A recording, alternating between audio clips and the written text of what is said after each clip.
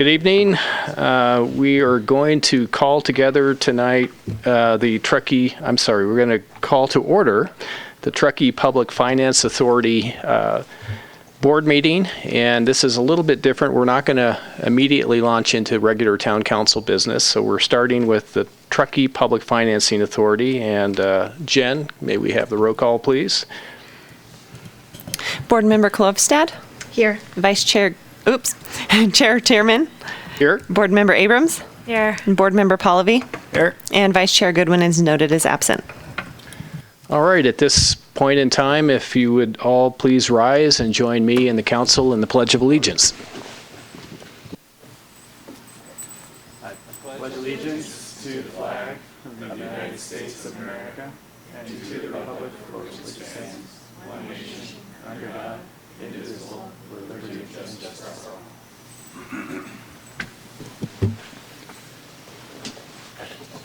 Okay, before we get started with our discussion item with the Public Financing Authority Board, we always have an opportunity for public comments. We're going to open up that opportunity right now. Any member of the public wishing to provide comment on anything not on this agenda tonight, please feel free to do so.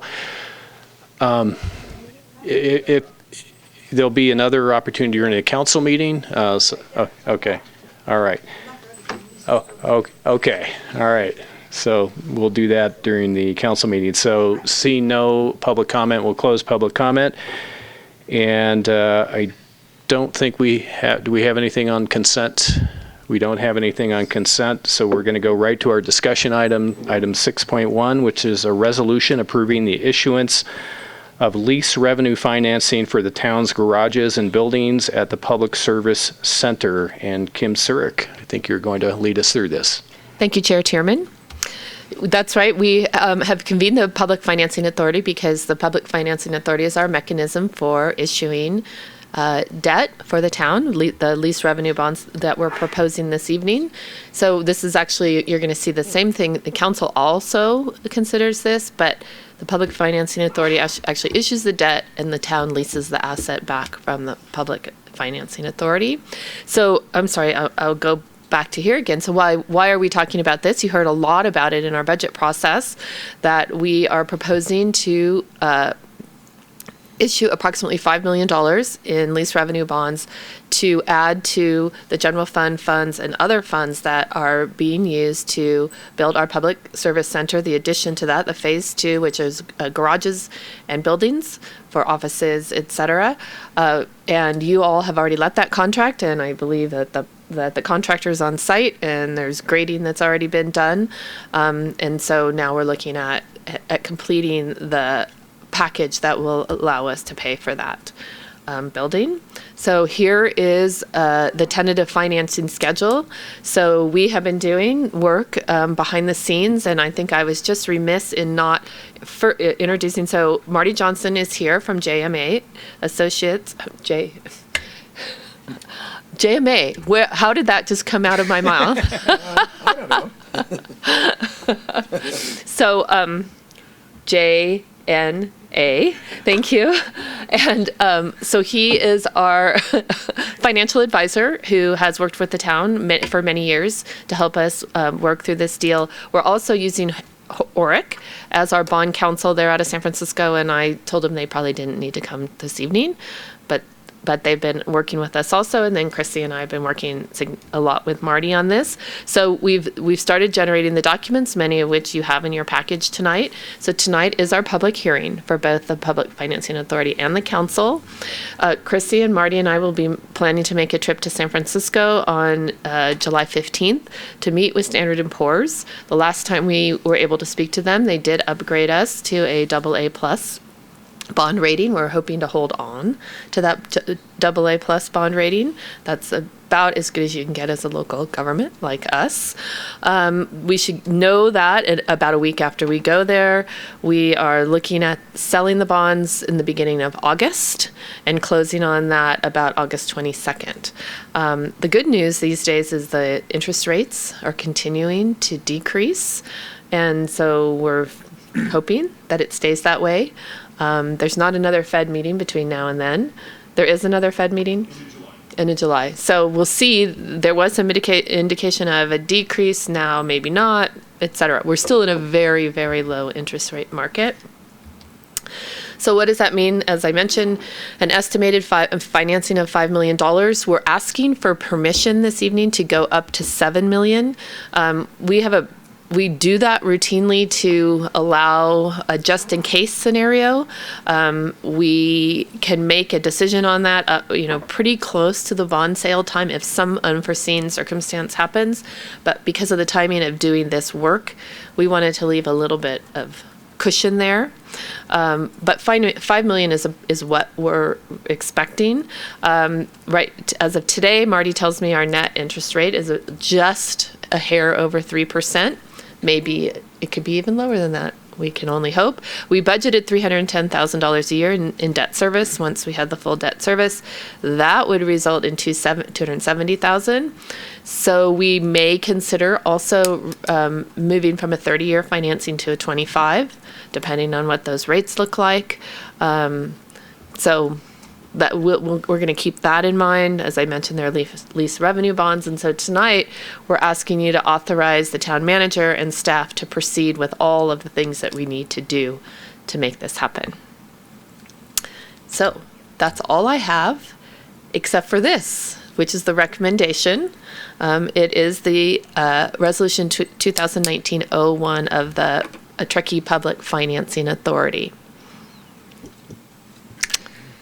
Okay, thank you, Kim. I just wanted a real quick technical question. Are we being televised right now?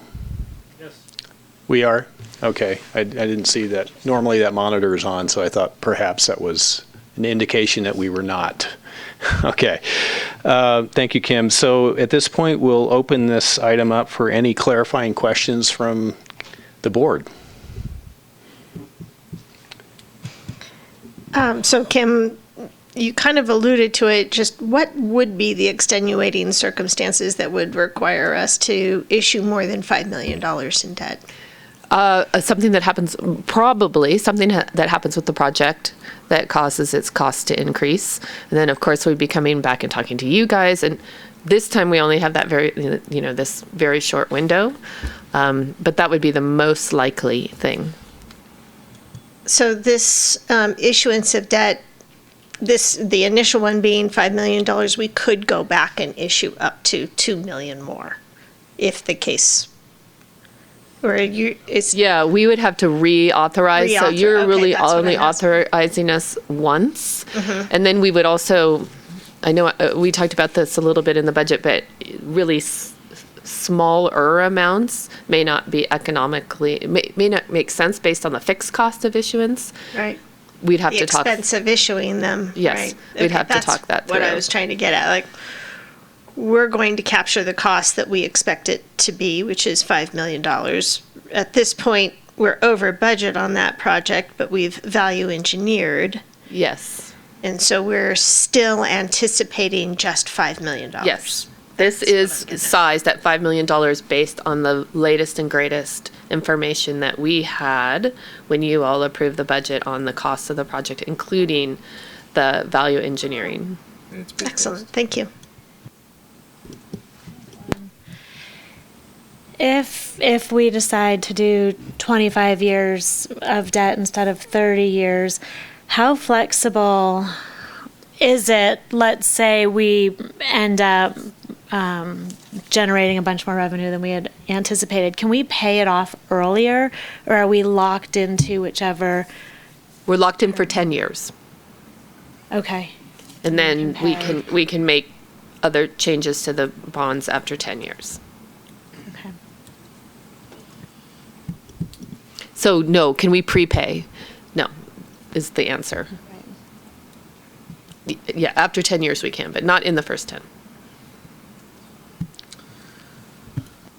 I don't have any questions. Okay. And then Kim, my only question just was thinking of going from 5 to 7, the $2 million of sort of cushion or contingency. Why 7? Why not 6? It seemed like a good number. Okay. 7 is a good number. Yes. Yes. Okay. Thank you. All right, unless there are any other questions from the board, we'll open this up for public comment. Okay, seeing no public comment, we'll close public comment and bring this back to the board for a motion or any further discussion. Any discussion? No? Motion? Go ahead. I have no discussion. You I make. feel like we've become very familiar with this. So Yeah. Yes, we I- have. I just want to thank Kim. She did an extraordinary job helping me understand the lease issues and the amending and restarting parts and some interesting complexities to this. So thank you for your support. Agreed. We don't take the issue of taking on debt lightly in our community. This is a very well thought through issue, and I think there's certainly a comfort level here, I think on my part and perhaps everyone here. So Yeah, I think our staff does a great job, especially in this department. So I will make a motion to approve resolution number 2019-01. Second. all in favor? Aye. Aye. Opposed? All right. The resolution you. passes. Thank you, Kim. Okay. With that, we are now going to roll right into the regular town council meeting. We're going to skip the roll call. Mayor Chairman, Unless- I believe you have to Oh, do we need adjourn to? and then Oh, we reopen the have new to- meeting. Okay. All right. So with that, we will adjourn the Public Financing Authority meeting. And we will now open the regular town council meeting. Do we need to do a roll call again, or can we forego that? We may as well do it for good measure. Okay. Councilmember Klovstad, Here. Mayor Chairman, Here. Councilmember Abrams, here. Councilmember Pallavi. Here. Great. And I think we can defer the Pledge of Allegiance. And now, at this time, we will open this up for public comment for anything that is not on the agenda tonight. So this is an opportunity for members of the public to speak about anything not on our agenda. And if you would like, if you would care to speak, this is the opportunity to do so. Please state your name for the record, and you'll have 3 minutes at the podium. Yes, please. That way, everyone can see you, and then everyone can hear you as well. Okay, how do I do this? So the red, you'll need to press the button on the mic. Should be on. The light, oh, it should be on? It's Okay. on. Okay, great. Thank you. All right. Okay, hi. There's two things that seniors love. Could you please state your name for the record, please? You want all of it? Yes. Okay, I have two names. I'm here as Clarence Oddbody, Angel Second Class for the Senior Wish Box and the Senior Apartments. There are two things that seniors love, gardening and bingo. I'm here to talk about bingo.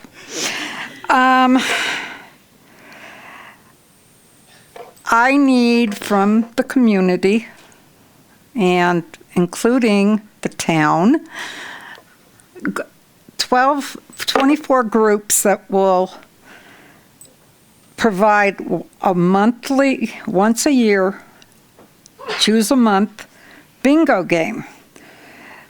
Two organizations like the police and fire department coming together and doing a bingo. The fire department cooks the main meal, and the residents will provide desserts and side dishes and refreshments.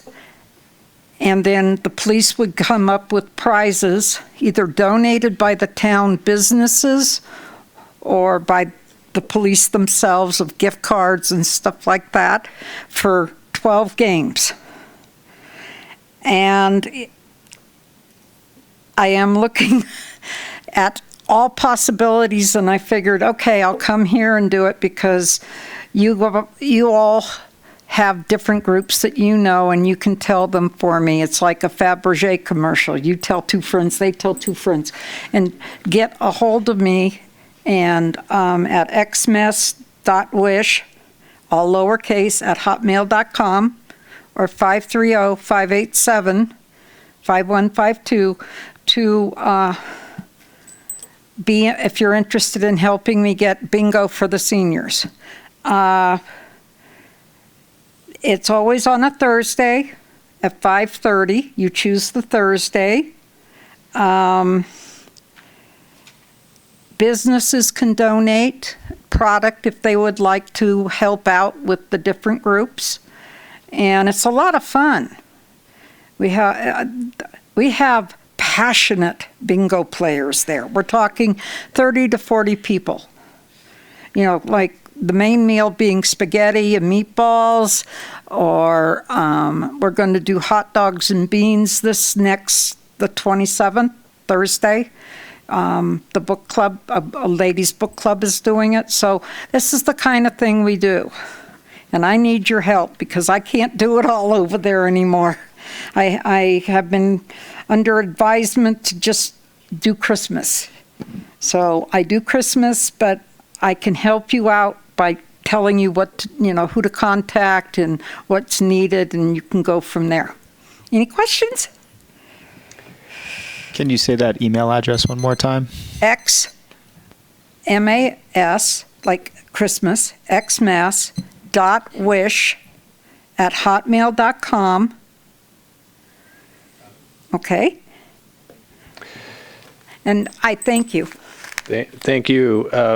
And your name is Clarence, correct? Okay. Thank you, Clarence. We'll see how we can help out. We'll sort of I think huddle at some point with staff and see if there's something we can do to help out. There is a big annual. I've been to the big annual bingo event at the rec center. What month is Meals on Wheels? What month of the year is that? January. January. Yeah, it is a absolutely terrific event. Yeah, a lot of fun, a lot of people. So you want to do this more times than just, like once a month for the whole year. Okay. These people, that's all they have. Yeah. Gardening and bingo are their passions. Right. Well, thank you. So we'll see what we can do to help out for a wonderful event. And yeah, thank you for coming and sharing that with us. Any other public comment? Okay. Seeing none, we will close public comment. And we will now go on to, we don't have any special presentations tonight, so we're going to go right to the consent calendar. We have 3 items on the consent calendar this evening. Item 6.1, request for Transportation Development Act funds from the Nevada County Transportation Commission. Item 6.2, approval of SB2 Planning Grants Program funds application.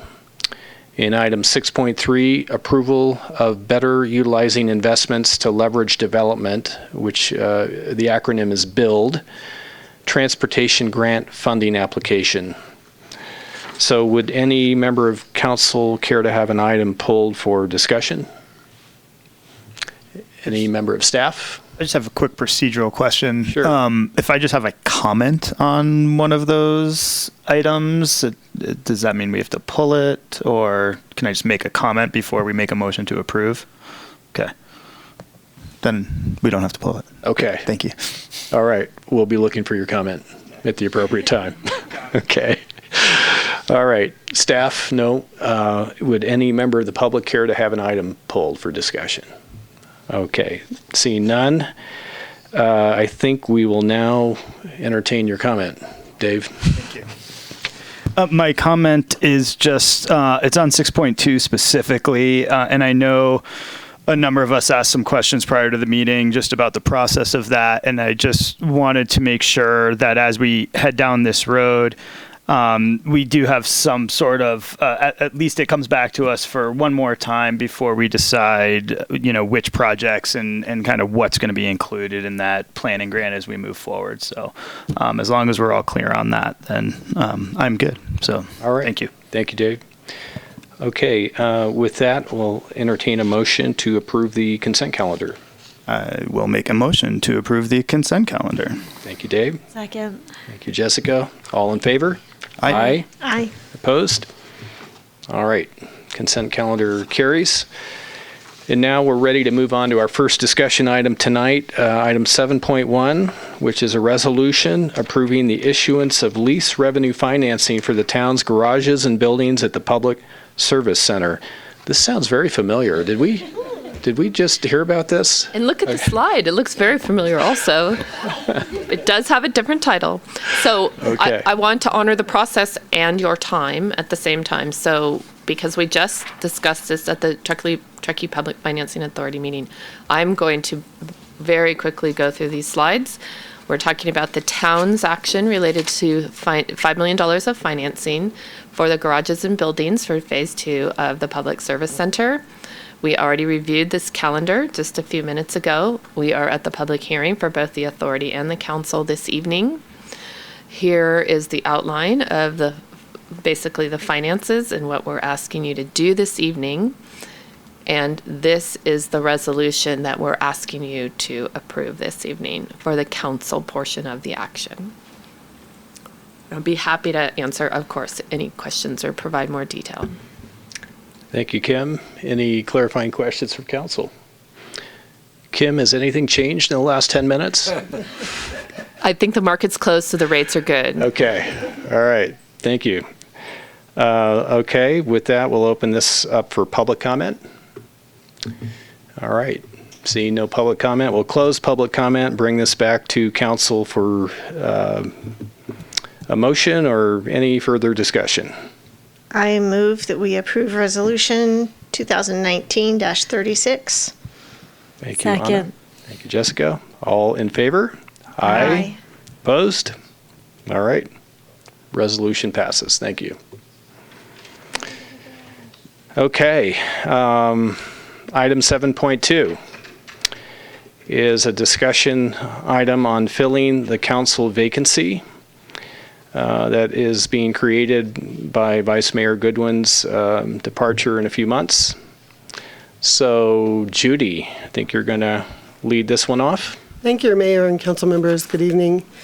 This is really quick, and I don't have any high tech for you. Really, it's your decision on the process to move forward to fill the vacancy. Councilmember or Vice Mayor Goodwin announced that he'll be resigning his position in August of this year. So you have some options about the process, whether you want to call an election, which would actually take place pretty close to a year from now, or you can appoint somebody now to serve out the term only until the next regularly scheduled council election, which would be in 2020. Okay. So we had discussed in the staff report some options about selecting members that ran with current sitting council members at the last election.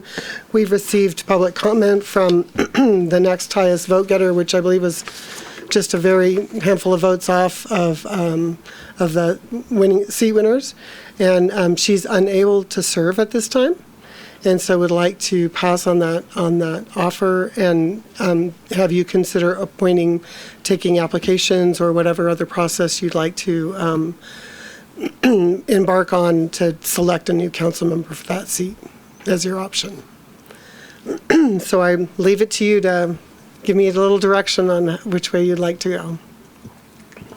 All right, thank you, Judy. Well, first of all, we'll just start off with any questions, clarifying questions about what our options are. My only question is, no matter what happens, his seat goes up in 2020 for a 2-year term. I think that's right. Let me check on if that's right if you call an election. Okay. I Well, think it that's would- correct. If you call an election, it would be March of 2020. If you appoint, it would be November of 2020 that it would run in the next council seat election. And it stays as 2-year term. We stay in the same cycle of Yes. 3-2, 3-2. Stay in the same cycle, yeah. Yep. But That's what it is. let me just verify what happens if you call an election. Okay. We can come back to him. All right. Yeah. That's something you're doing right now, Andy? Yeah, actually, it's Government Code Section 36512, subsection B1. If you do call an election, that person will serve until November 2022. So 4-year term. Not a full 4-year term. That if you call an election, the person who gets elected serves out the rest of Morgan's term. Okay. Whereas if you appoint somebody, they serve until November 2020, and then the seat becomes open for 2 years, which gets you to the rest of Morgan's term. Okay. Any other clarifying questions? So I think what we'll do, we'll open this for public comment and then bring it back to council for discussion after public comment. So any public comment? If you could please state your name for the record, and you'll be allotted 3 minutes. Hi, I'm Krista Finn. I won't use 3 minutes. I just want to say I think that we need to fill the space more quickly. I don't think we can afford to have a 4-member town council until March of 2020. And secondly, I'll be interested to hear, I'm sure you guys will be discussing, what criteria and method you're going to use for the appointments. Because I don't necessarily think just going down the line of the people that ran and going next is an appropriate way to do so. And that'll be all. Thank you, Krista. Any other public comment? Okay, see none. We will close public comment and bring this back to council for a discussion. Who would care to start off? Well, I guess I just want to start with a couple comments about Vice Mayor Goodwin. It's going to be a significant loss to the council. Not only is he our current longest serving member, so that's an interesting dynamic, but he's also been really instrumental, and he's a critical thinker and collaborator and very respected community organizer. So I think contemplating who his replacement is a serious task for us. No one's going to replace him. So considering that I think we all felt there was a comfort with potentially going to somebody that was so close in the election. But given that she has declined that potential position, perhaps it's spending some time talking about what exactly it is we want to see, what qualities in order to continue our goals and our mission that are going to help support that. So that's where I'm at with this. Thank you, Anna.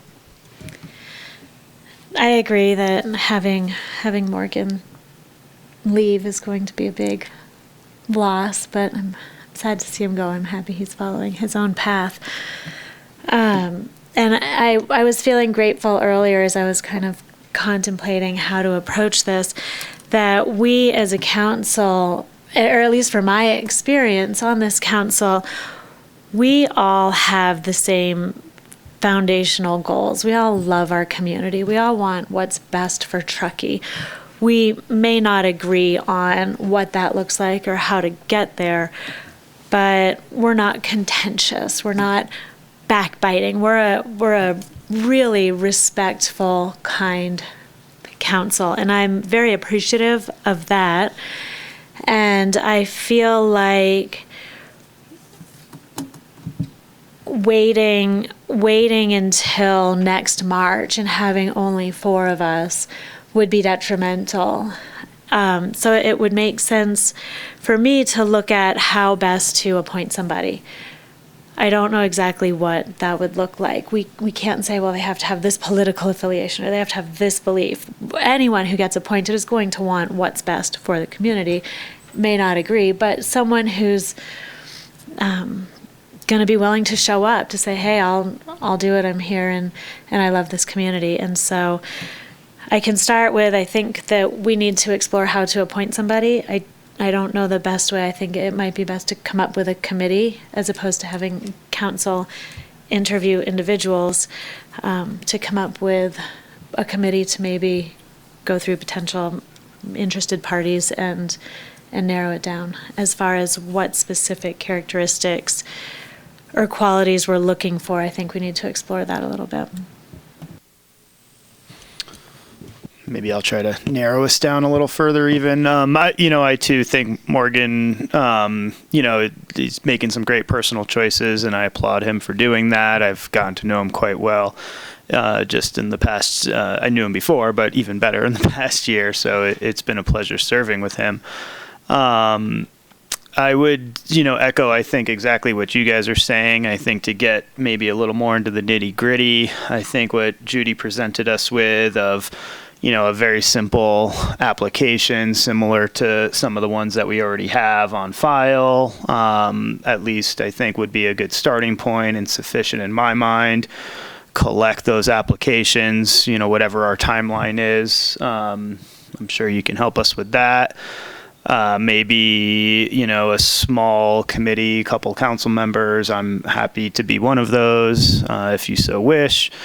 And a couple of staff really, and maybe try to just see what we've got, review applications first, maybe look for, experience and or, alignment or, really read what they have to put forward in terms of why they want to serve. I mean, sort of similar to what we all did during our, time to get up here. And then maybe bring, 2 or 3 in front of council. I think we can do it that way. Maybe we only get 1 or 2 and it's easier, all of a sudden we get 5 or 10 clamoring down the door. I'd be surprised seeing our audience here tonight, but, you can always be wishful thinking, right? Maybe there's more council members and planning commissioners out there hiding in the dark. So if you're out there, we want to hear from you. But that'd be sort of a process I would see. I don't know how specific in terms of the vetting process we need to get right now. I think we can probably do that at a tighter, smaller level when we see the applicants in front of us. So I just want to be clear. I think I came here with kind of 3 basic questions. One was, did we feel it was urgent to appoint somebody before March? And it sounds like yes. Yes. At least from yeah. Knowing that whoever we appoint is either going to be facing election in March or in November, so it is a fairly short-term position. Well, if you appoint right? someone, that person would be up for election in November 2020. Right. So they've got a year. Right. A little more. A little more than a year if it's November. Okay, so if we appoint somebody, then we're not calling a special election. It's either or. That's correct. Okay, great. So we appoint somebody, they're in office for a year and a half, and then they face re-election for a 2-year term. Okay. And then, so I guess then the only other question that I wanted to ask, which it sounds like we've already answered, is do we feel that it's important that the community should vote on this and hence, therefore, a special election? But it seems like we're comfortable with appointing somebody until that November timeline. Okay. Can I ask one more clarifying question of Andy? In November of 2020, there will be 3 seats up, of which, how do we determine,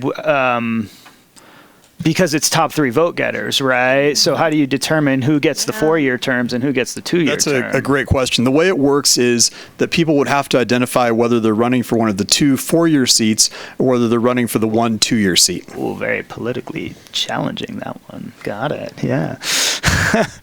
And that's the case regardless, right? If we did a special election in March, then that would just be that single council position. If you do a special election in March, that person would serve until November 2022, which is when Morgan's term would expire anyway.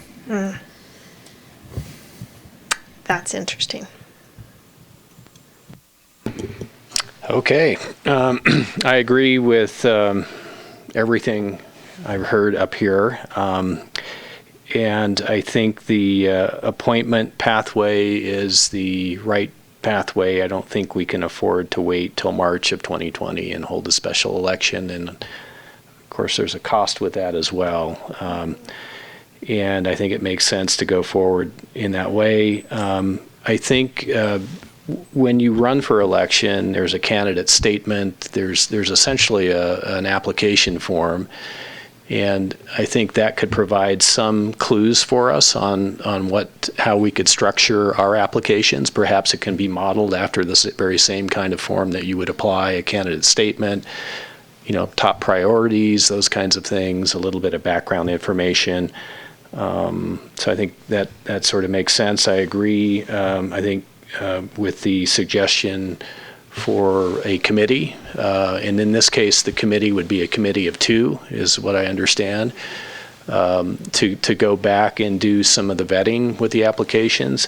I think it's also important that we think about timeframes, that we give, some very clear start dates and end dates, so that this does not become an elongated process necessarily.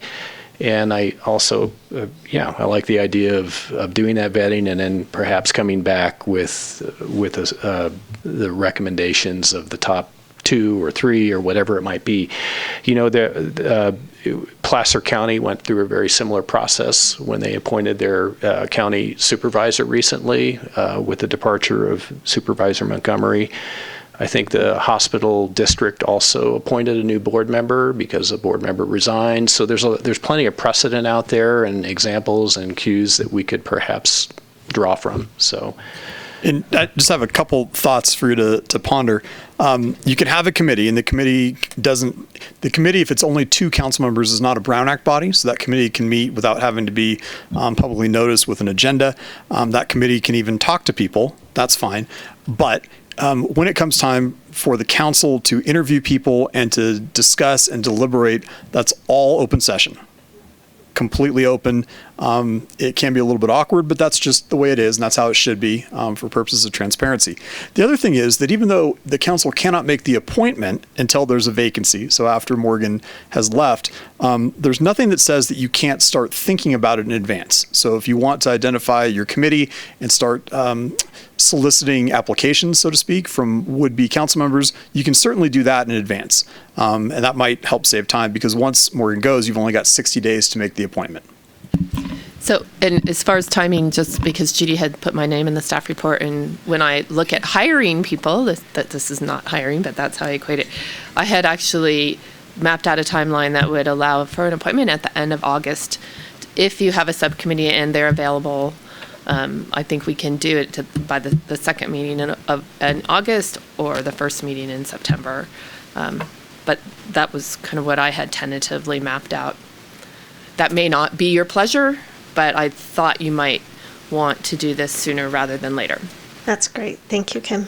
Andy, can you clarify on that, what you just said? So if there's a committee of 2 council members, there's 10 applications, are you saying we can't dismiss 8 of those and bring 2 back, or can maybe? The committee can. I mean, the committee can do whatever the council as a whole empowers the committee to do. I see. So if you tell the committee, try to winnow this down to a couple, the committee can do that. Or if you just tell the committee, can you kind of take an initial look at this and share your thoughts, they can do that too. Just whatever information the committee provides to the council is, of course, public.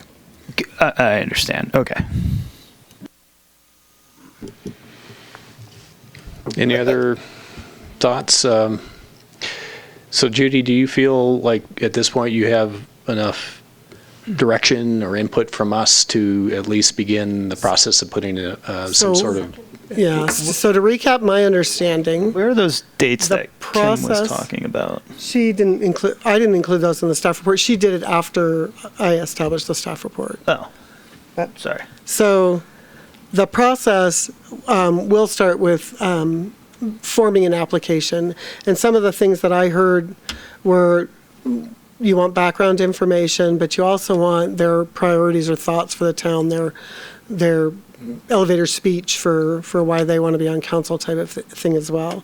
So we'll formulate some sort of an application. There'll be a vetting process with me because they need to be registered voters that live within the town limits of the town of Truckee.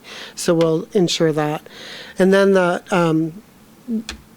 that process can include all of our social media, website avenues, as well as print and radio news, anything we can do locally to get the word out, to get applications in.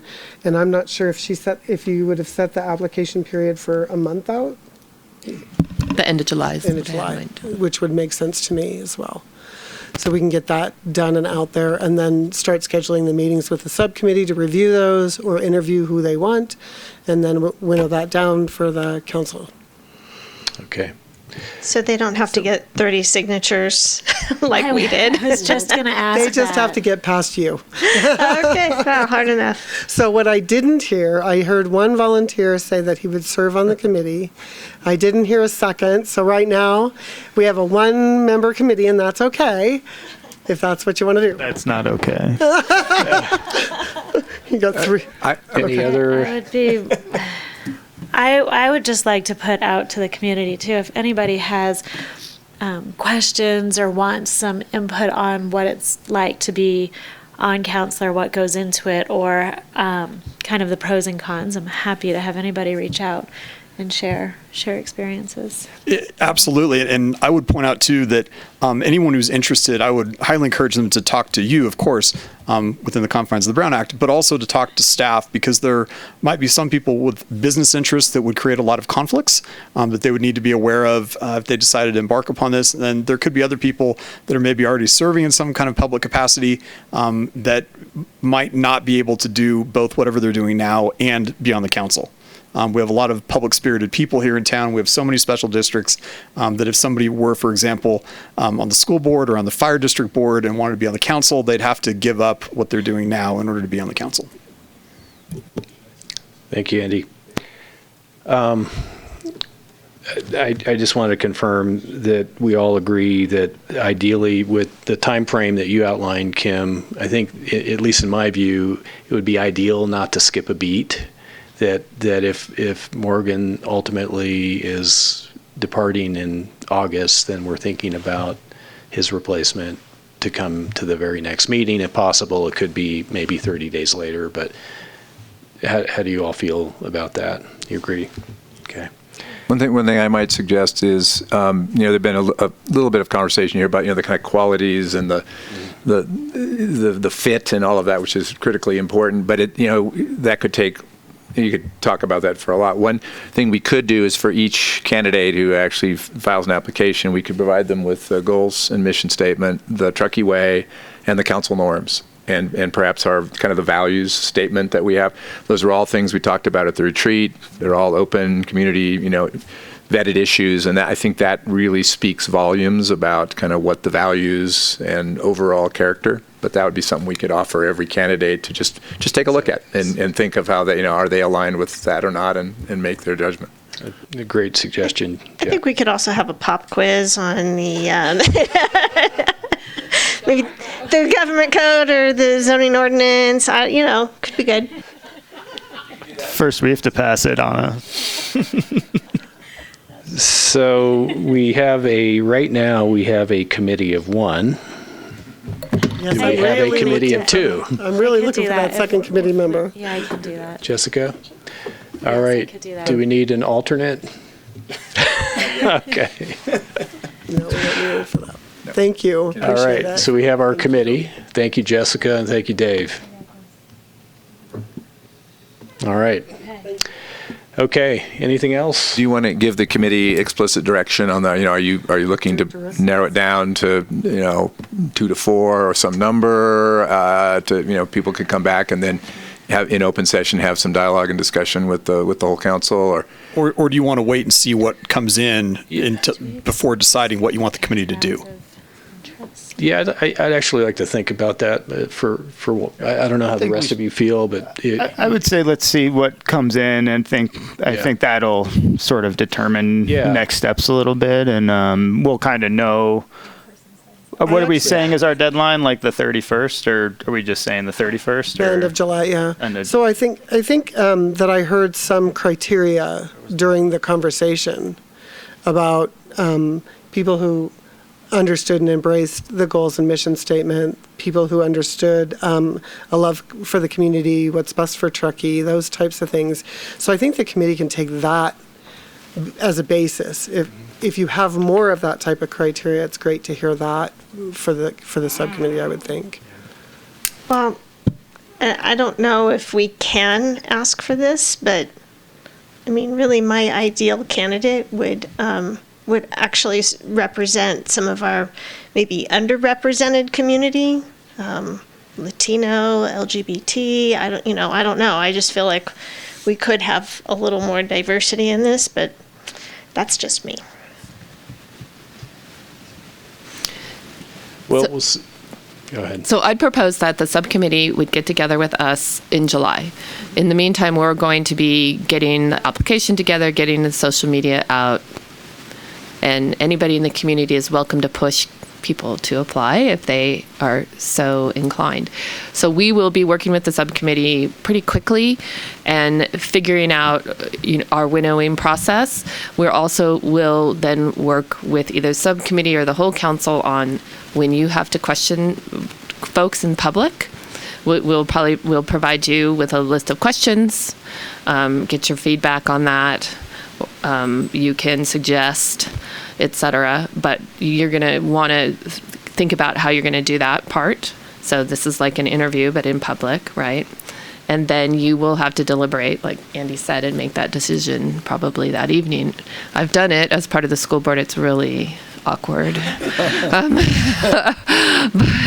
But so we'll be working kind of, our feet will be moving under the surface pretty quickly on this.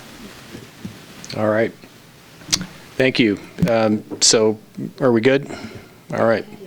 And again, thank you, our new committee members. Appreciate it. Okay. With that, we will move on to item 7.3, which is an update on the Nevada County Active Transportation Plan. And I believe, Jessica, you're going to be leading this discussion.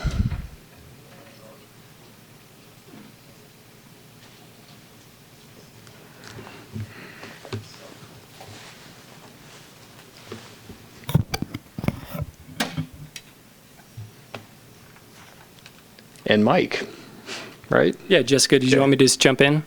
I'll start. Okay. Tonight we're going to be...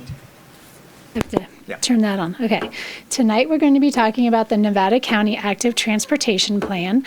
I have Mike Woodman here with us that will be doing the presentation. He is the Deputy Executive Director for NCTC, and the town staff has been working with him on development of the Truckee portion of this plan with Nevada County.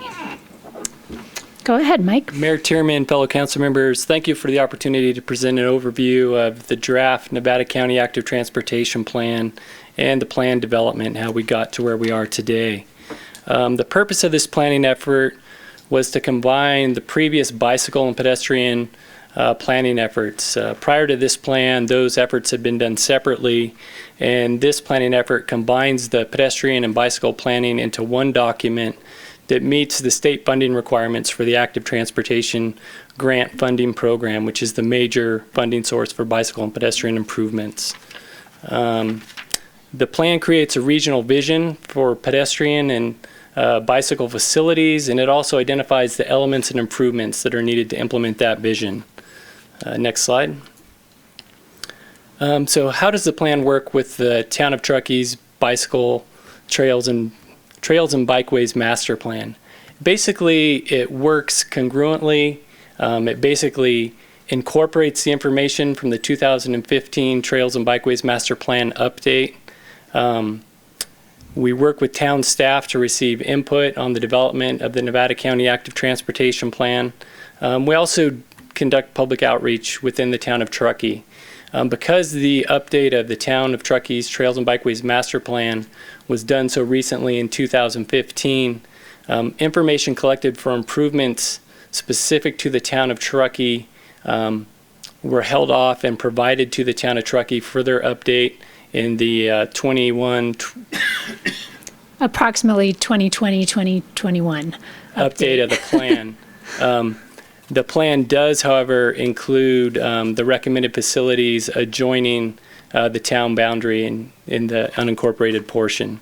NCTC is scheduled to adopt the plan at their July 16th meeting, and following that adoption, NCTC would take the plan or would ask that the jurisdictions adopt the plan as well to make them eligible for active transportation program funding.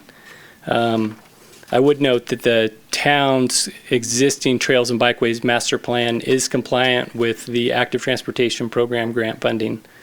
So this just kind of solidifies and is another document that you can point to in terms of being consistent with regional planning. Next slide.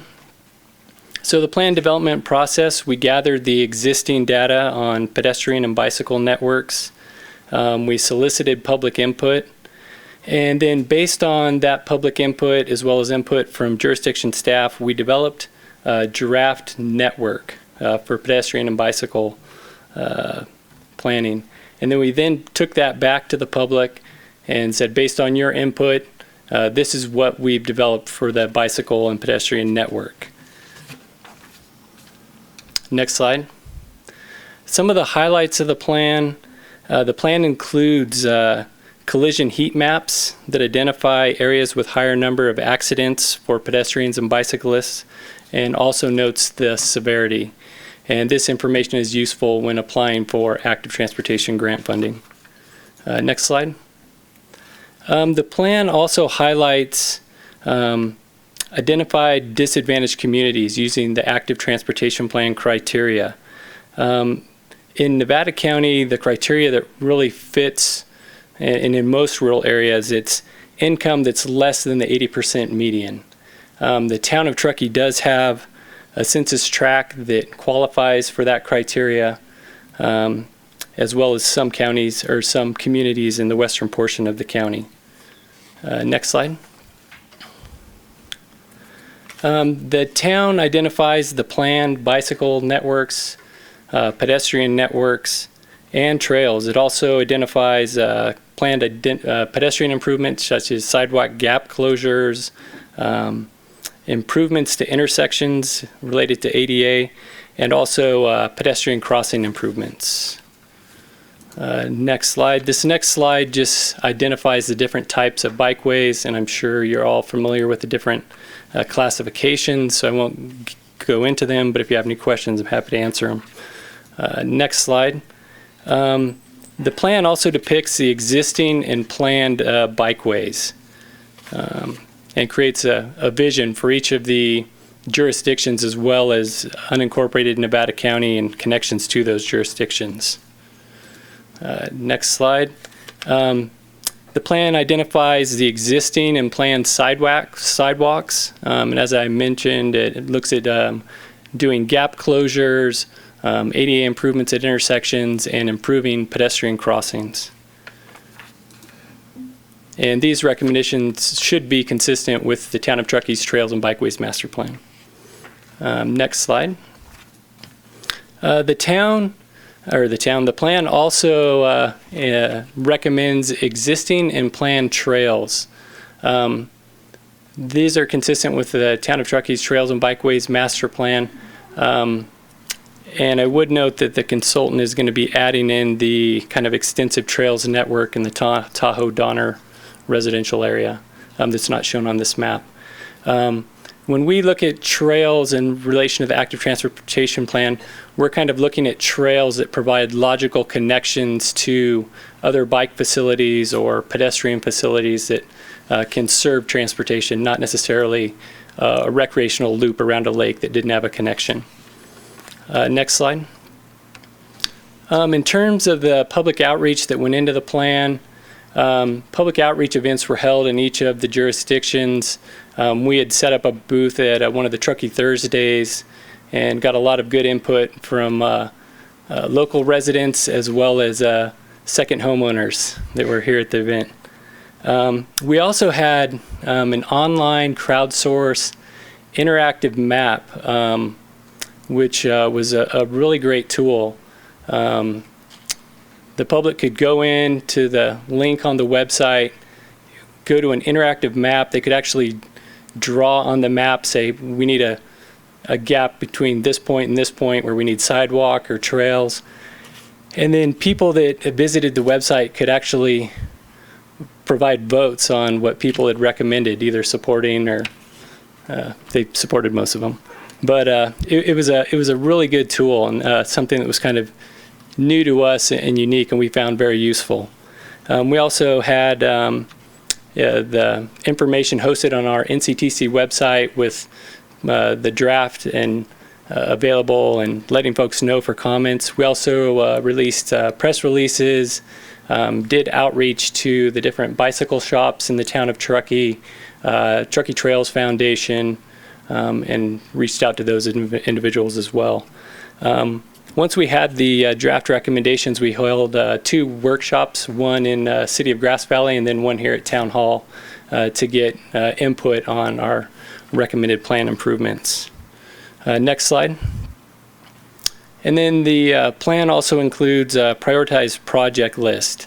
In relation to the improvements for the town of Truckee, the priorities are consistent with those in the Trails and Bikeway Master Plan. Next slide. So as I mentioned, the next step, we're presenting this to you today. We've received input from staff, but we wanted to give you an opportunity. If you had any comments, we'd ask that either you provide them tonight or get them to staff to get to us, and we will have the consultant incorporate them into the final plan. And we're planning to take the final plan to the commission for adoption at their July meeting. So wanted to give you one final chance for any input as well as the public.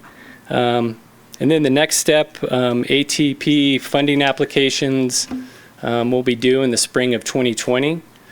So town staff can start thinking about what projects they may want to submit for grant funding applications.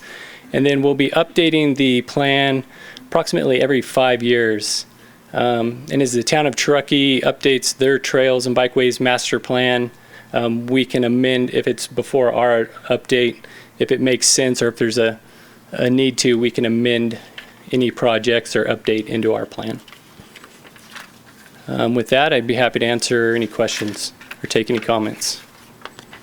Thank you, Mike and Jessica. Any clarifying questions from council?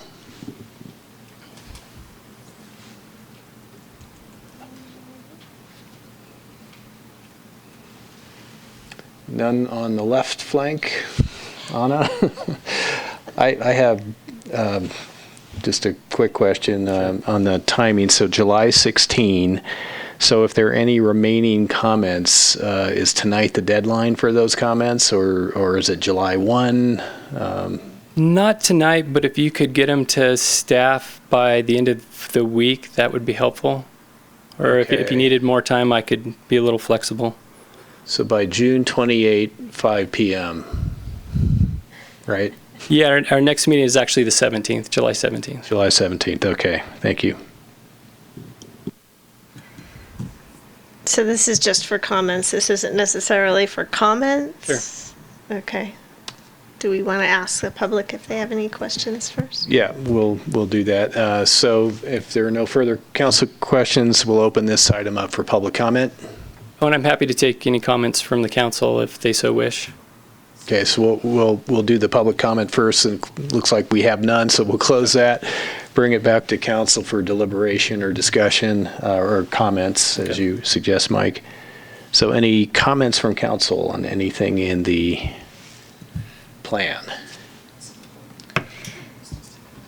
Yes. Thank you so much for this. This was Oh, you're welcome. really, really interesting. And I've been so mono-focused on Truckee, so it was really great to see what's going on in the rest of the community. And clearly there's a lot of needs, especially when you start looking at the collision rates. And I really do believe that a lot of the recommendations here are going to have a positive impact on a lot of different things. And so in your potential outcomes, you talk about the benefits of increasing pedestrian and bicycle safety, which will have the effect of reducing these collisions, and also an increase in health for those using the alternative transportations. And I completely agree with both of those.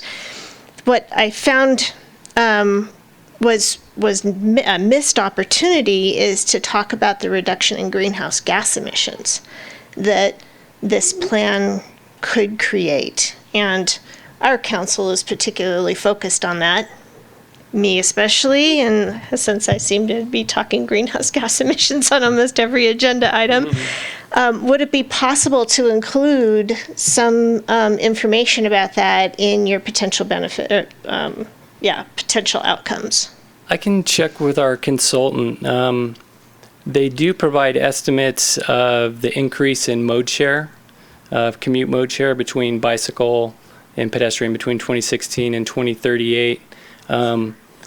I will have to check with him to see if they can quantify either the VMT reductions, the vehicle miles traveled reductions, or the greenhouse gas estimates. And I don't think it has to be an estimate. You don't really estimate the increase in health. You can just say, this is going to have the added benefit of a reduction in vehicle miles traveled and greenhouse gas emissions. Yes, we could definitely do that, because I know with calculating the emission reductions for particular bicycle projects, a lot of it depends on the volume of the roadway and a lot of other factors. Very squishy.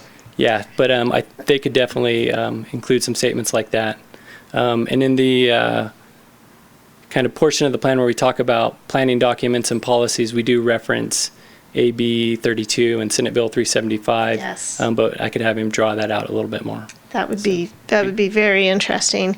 I think additionally, it looks like there's, reviewing the maintenance program and the outreach programs kind of towards the end of the document, there's a real opportunity for sharing information and practices between the municipalities.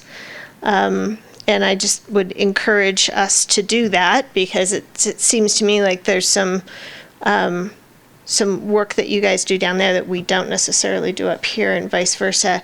And again, if we're going to build these, then we want them to be used. And so the more we can do education and outreach, provide bike safety opportunities, outreaching to the schools, any of those types of opportunities to help educate people about bike safety, pedestrian safety, and the access to these trails. Because that's the other thing that I found really interesting. There were so many trails that I didn't even know about. And so now I've got this bookmarked, and I'm going to be going back to explore all of these trails. So I think there's a real opportunity to help more of our community know that of these assets. So that would be another thing I would love to see. And then just again on that forefront of trying to, if we're going to spend the money to build these trails and have these maintenance practices, we want them to be used. So I would like to possibly discuss, and maybe it's another agenda item, but potentially some sort of incentive for bike to work, walk to work, alternative transportations, in order to make sure that people understand how we're prioritizing this as a community shift, and that's why we're building these things. And I would like to know if other municipalities might want to consider that as well. Yeah, I would think that's something that the other jurisdictions would definitely consider. I know there's Bike to Work month. I believe it's May. And so that's an opportunity to kind of promote, the direction we're heading, the facilities that we have on the ground. One of the biggest deterrents, to people cycling and even walking are the lack of infrastructure. So as we do complete infrastructure and continue to update our mapping and let the public know, hey, look at this great trail system. You can actually bike safely from point A to point B now. All of that kind of education and outreach is helpful in encouraging users to increase their utilization of these facilities. Great. Danielle was just explaining to me about the Sephora benefit of you can turn in your Uber tickets, but maybe we can turn in our bike to work tickets and for something just to support that.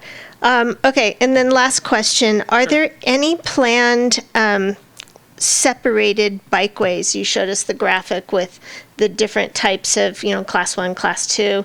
There's the shared, the separated bikeways where there's an actual physical barrier between traffic and the cyclists. Do we have any of those proposed anywhere?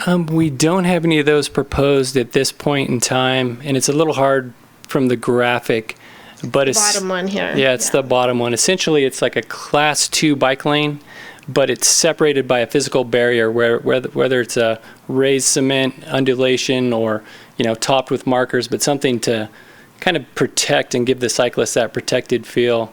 They have them in a lot of the urban cities like San Diego, and you'll notice the green striping and then the separation.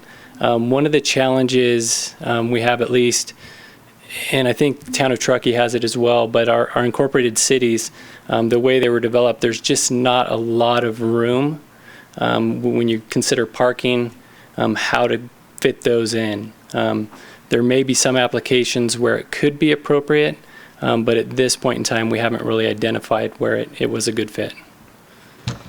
Thank you. I kind of figured as much, and my personal opinion on this is I am much more interested in cyclist safety and creating that environment more so than parking cars, because I think if we're creating space for cars, that's what we're going to get.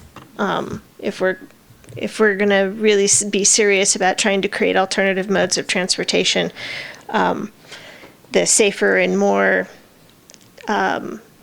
specifically designated for that use, I think the better. Anna, I'd like to say one thing too on those, the class 4 bikeways as shown there. We would have issues with snow removal probably with putting barriers in the road.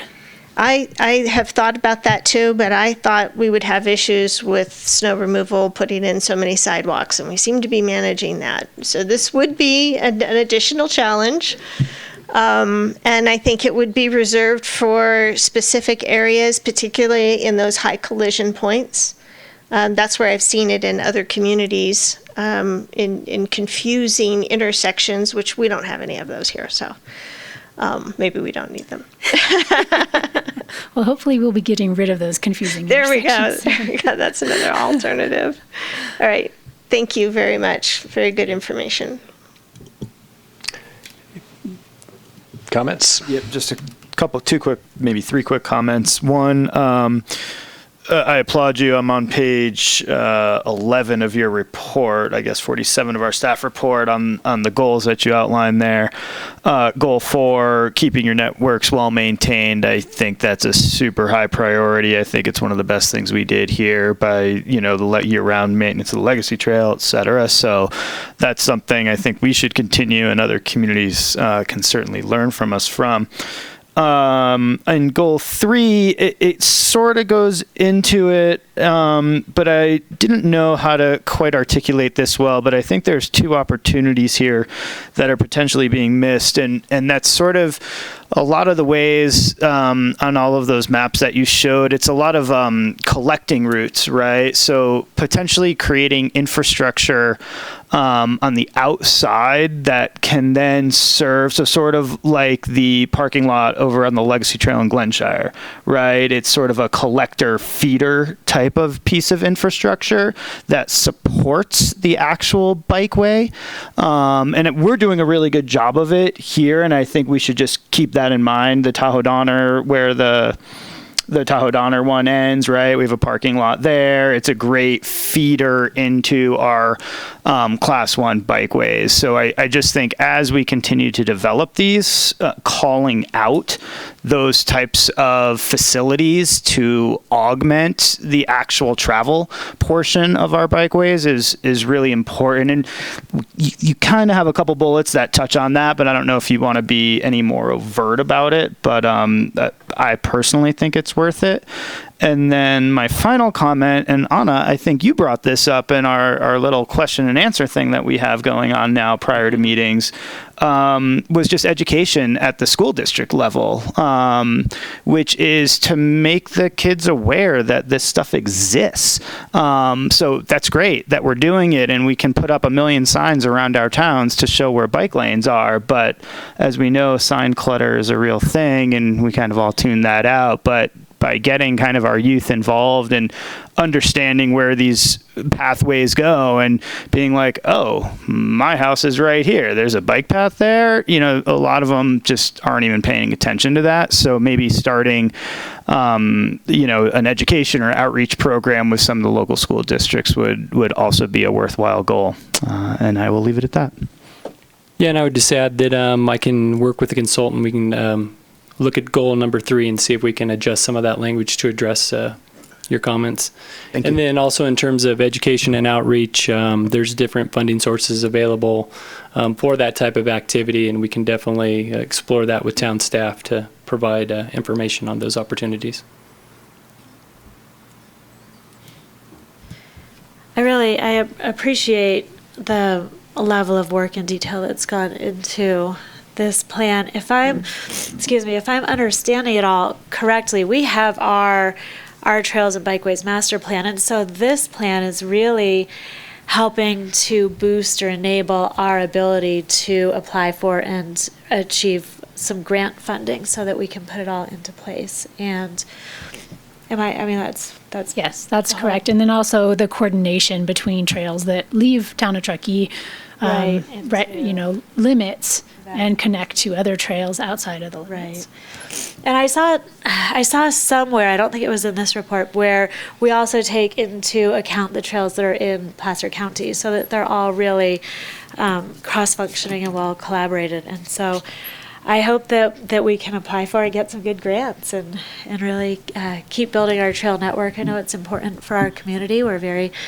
outdoorsy. I also agree with the outreach, and maybe not even just for kids, but someone like me, I would love to go ride a bike. It's intimidating. I don't know how to ride a bike in traffic. If there was a way to learn, I guess I could YouTube it, but other than that, I don't to do some public outreach or to even help to publicize where that outreach is or where to get that information. My sister just moved to Seattle. We saw all these bike lanes, and she just doesn't know where to start with riding a bike. So for the adults too, be great. But I appreciate the work. It's important to our community, the pollution control, all of it, health. So thank you. And I would add that it is very challenging for rural agencies to compete for active transportation grant program funding. And kudos to your staff. Town of Truckee has been very successful in receiving grant funding in that program. So they're a model for other rural agencies. That's great to hear. We seem to have a knack for That's nice. acquiring grants, and we appreciate that. Thank you. All right, thank you. Mike, I actually had a few comments, and I too appreciate this plan, how comprehensive it is. Like Anna, I learned a lot about Nevada City, Grass Valley, those areas, but I think like all of us here, we are more Truckee-centric and focused.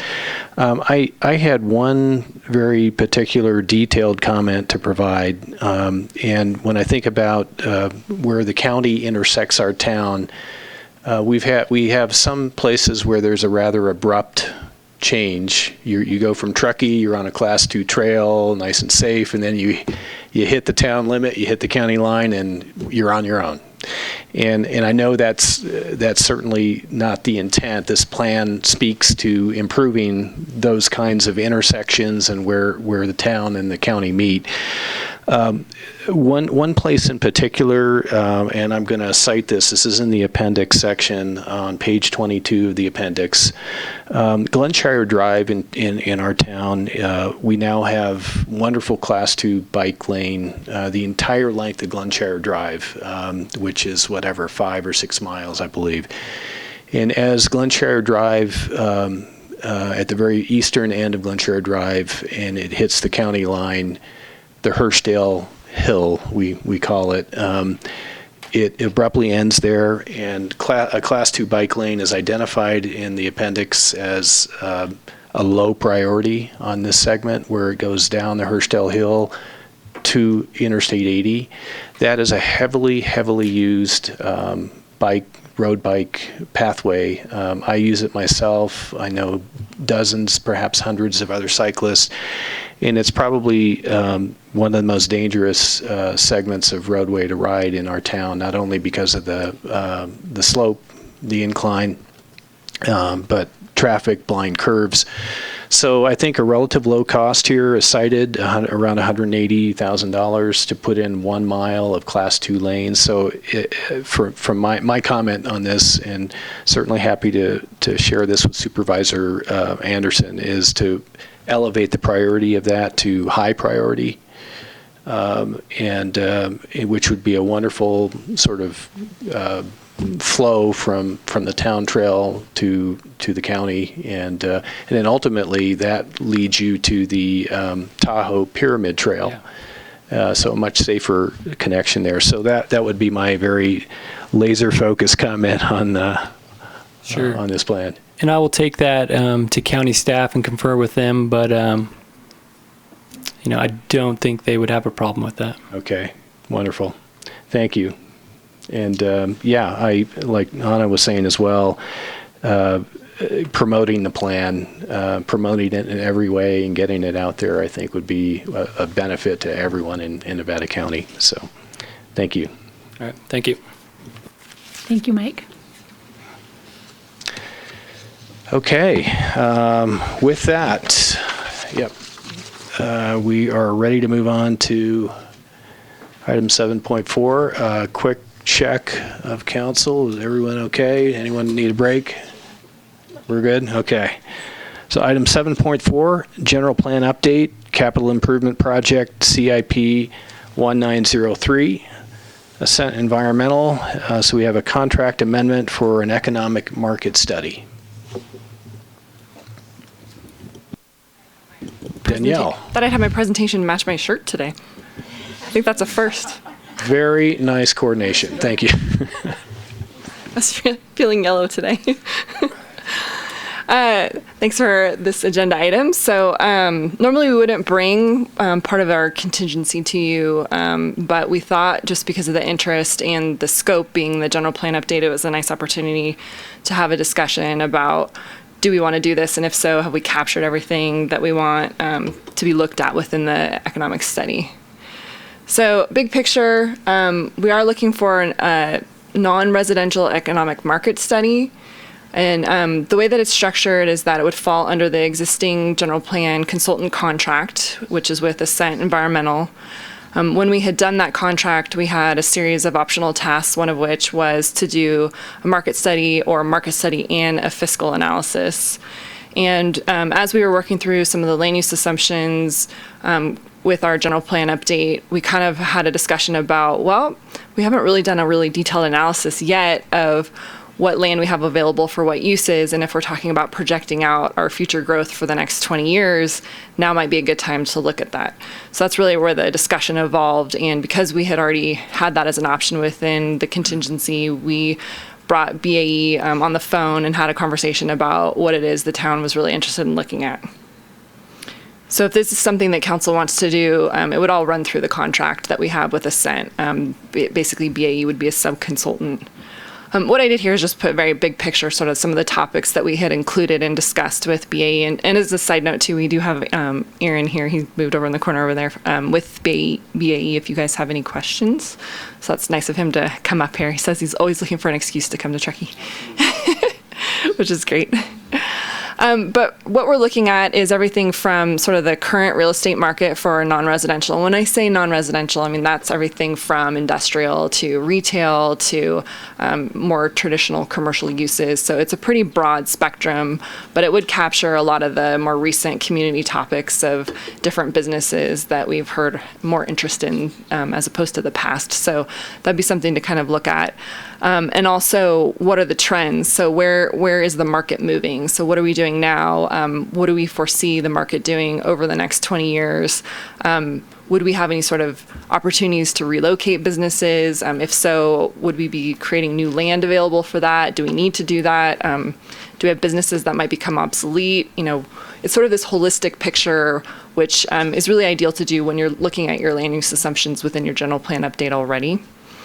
And part of that is a land inventory. So we've already started some of that work. And we do have some information from different businesses and property owners that's been helpful too, just to even have the dialogue started with BAE about what we've seen as some of the trends that have been happening, what we've seen as far as business growth, where things have been shrinking, different things like that. So we've been kind of tracking that over the last 10 years and had a feel for it. But this will allow us to kind of pull back and look even more big picture.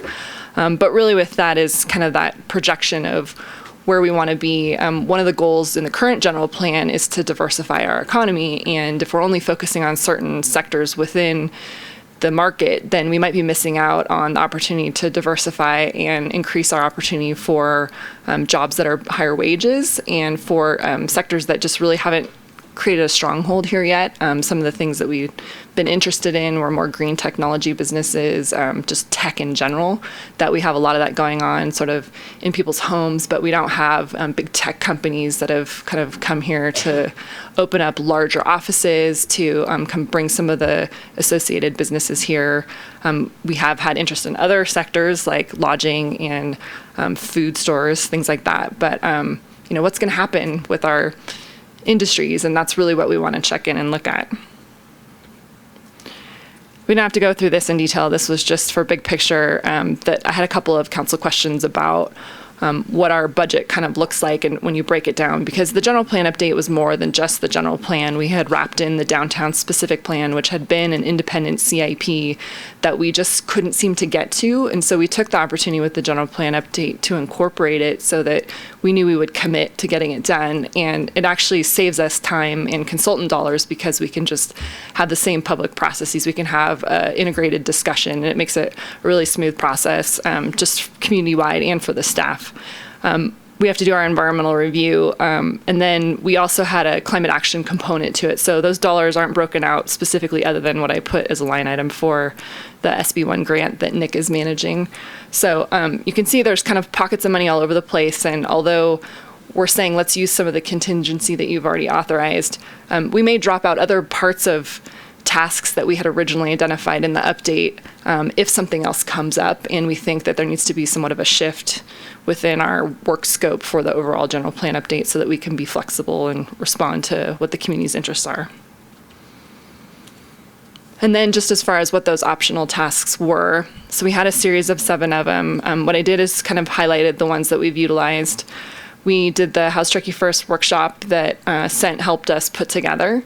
And then we've also done an amendment with Ascent to do some GPAC meeting help at this point for us. And we didn't do the full 36,000 because we don't think we'll need all of that. So we just did it for 10,000 as a starter and see how that goes. And then if we need to do another amendment, we can go ahead and do that. So this is more of a question of, do we want to utilize these contingency funds to do this study? So pretty quick presentation. I think the question for the council to consider is, should we pursue this? And if so, is the scope that we've received from BA capturing everything that you believe at this point in time would be good to pursue? Generally what happens is that we'll start working on information in the background, and then we can do check-ins with council if there's interest in that. Or once we have a draft version, we usually have that as a full discussion item in front of the council, and then changes can be made before it gets adopted and finalized and used to be integrated into the general plan update. So our recommendation is for the council to direct staff to go ahead and use the contingency funds to do the non-residential market study for the general plan update. I could just add a couple of comments, a couple examples where I think this analysis would be really helpful. One is in the lodging sector, where we've had a number of proposals of various types, and depending on how many of those came forward at once for actual projects, we could get the concern that, gee, are we oversaturating? Is it too much? And that will help us then, look at land use alternatives and decide, should we do some modifications of some of the commercial zonings or be a little more explicit, something we have not typically done. Typically, we've had fairly open categories of commercial land use. It may be time in Truckee's history to start being a little more particular, but this study will help us with that.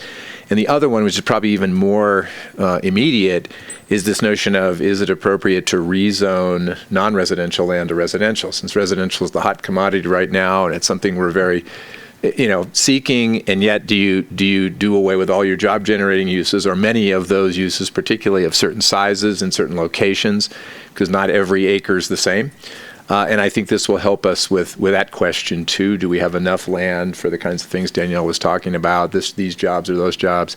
Do we have enough land to keep the land prices and the lease costs, down? Because if you only have a few pieces left, they're going to be too expensive, and you're not going to get businesses to be able to come in. So those are the kinds of questions that Aaron and his colleagues will be able to help us with.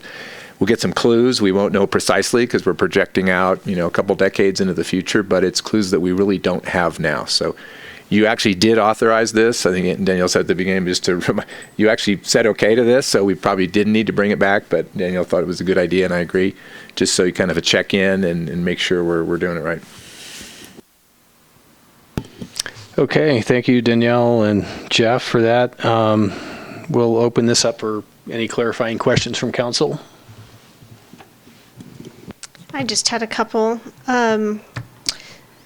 So you already answered one of them, which was what specifically are you planning to do with this information? It sounds like a lot. So I'm very excited about that. And this information will also become part of public record, public knowledge, available to developers if they say want to see it to make some decisions on how they want to use their property. Yeah, we'll likely include this as an appendix to the general plan so that that's always integrated as a reference, but then we'll obviously make it available to whoever wants it. We'll put it on the website and have it posted once it's a final version too. Right. And then I know we have a lot of developers in our community that are very active. They've been looking at our community for a long time. I see them as potentially a resource. Is that something that you intend to do, to talk to developers as well? Yes, so that's part of our work scope for this particular engagement. We'll be doing some data analysis up front, making sure we have the information we need to kind of understand the basic lay of the market. That's really intended to help us update our understanding, because we've done similar work in the town and the North Tahoe area previously. And then we'll be doing interviews with real estate brokers, developers in the area, to make sure that our findings are really fine-tuned to both the demand as well as the various market complications and construction costs, et cetera. Great, thank you. Questions? Just one quick question and then a comment, and maybe for staff, or I'm sorry, what was your name again? Sorry. Eric, got it. Sorry. Oh, Aaron. I apologize. I'll write that down next time. I tried to. Are we going to be able to get down into like nitty gritty on sort of square footage availability? It's something that's come up in the business community a lot, where, we got a ton of like 1,500 square foot spaces all over the place, but we don't have a single 5,000 square foot spot anywhere. Can that be included? Is that part of sort of what might come out of something like this? Absolutely. So that'll be part of that initial data collection. We typically use a data vendor called CoStar to pull current market statistics about all the current real estate listings within the market. So it'll tell you number of spaces, their size, their current asking lease rates. Yep. Well, updated information on vacancy. So we'll get a sense if you're oversupplied in one segment of the market in terms of the available space and constrained in other segments. And we'll be able to kind of identify how that lines up with market demand. Yeah, great.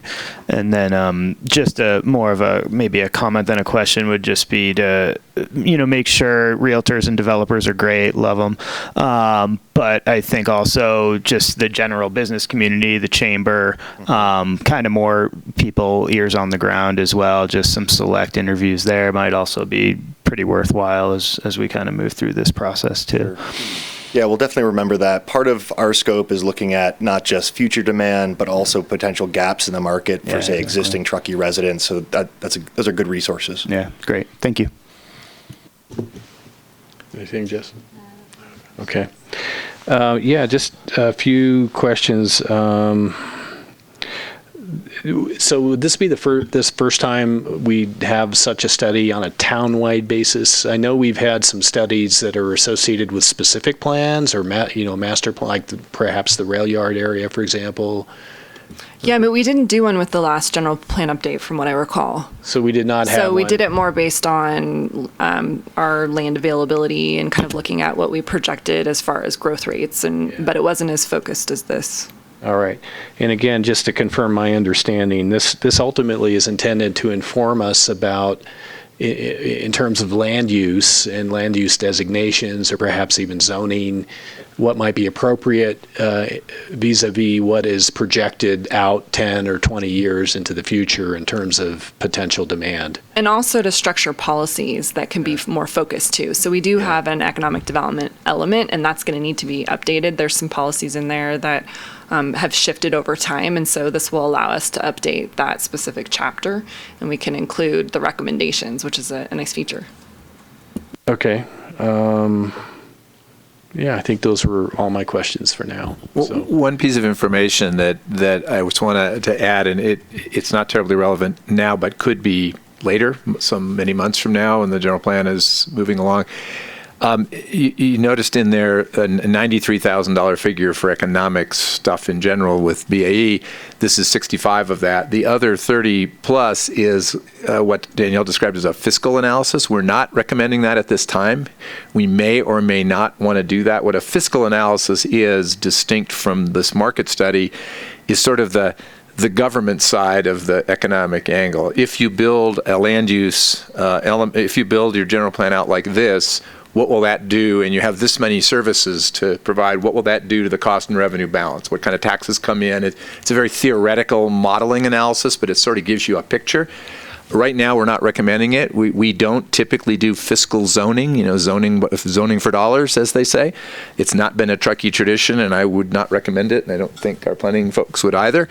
But sometimes it's information you may want to know. You may want to say, gosh, maybe we've gone too far in multifamily residential, which tends to be a relative, negative. I hate to say it that way, but a negative in terms of the cost-revenue balance, and not enough jobs or not enough retail. But right now, we don't think it's necessary, but we'll hold that out, and we'll see as you wouldn't do that study until you've got a draft general plan, because you got to base it on a land use map. You wouldn't do it necessarily on early information. Anyway, I want to make that really clear, because a year plus from now we may be back to you talking about a fiscal study, and it's really pretty different.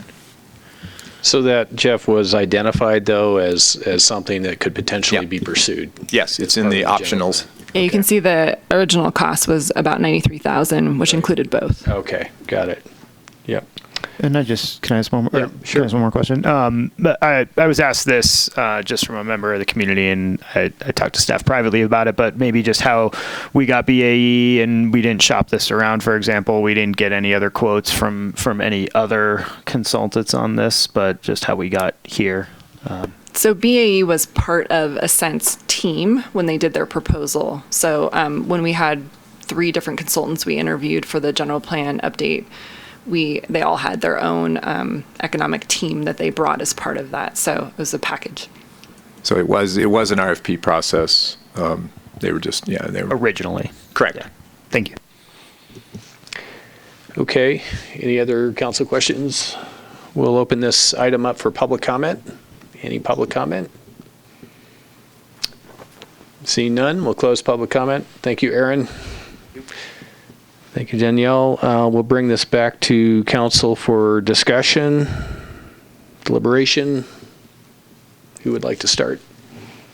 I'll start. I'm clearly a proponent of this. We've been talking about it for a long time. I think it's a really important piece of our land use alternative exercise that we're going to be going through over the next 12 months. And I think it's something that we should definitely do, and I'm glad we budgeted for it. And I'd love to see I sent some notes, maybe at the kickoff, whether it's one council and one commissioner and a couple of GPAC members, but just the opportunity for some other folks to engage, should availability arise. I mean, I wouldn't say we need to create a 10-person task force and try to find a meeting to get everybody together, but you guys set a meeting, throw it out there to a few who've expressed interest both on the GPAC and council commission, and if there's availability, great. Just to kind of be a part of that process would be good. So I'm in favor of it. Great. I agree. I appreciate you bringing this to our meeting, bringing light to it. But as we've already kind of discussed it and approved it, we're pulling the funds, at least we're pulling from a buffer that's already been created, and just to have that additional knowledge and information, I don't see any drawback from that. So I agree. I'm on board. I think it's going to provide some very interesting information. I look forward to it. I agree. I think the better informed we are all the way around, the better off we are. And it's certainly going to help with our general plan process. I think having a town-wide study is certainly going to be a benefit, something that I guess we haven't had before.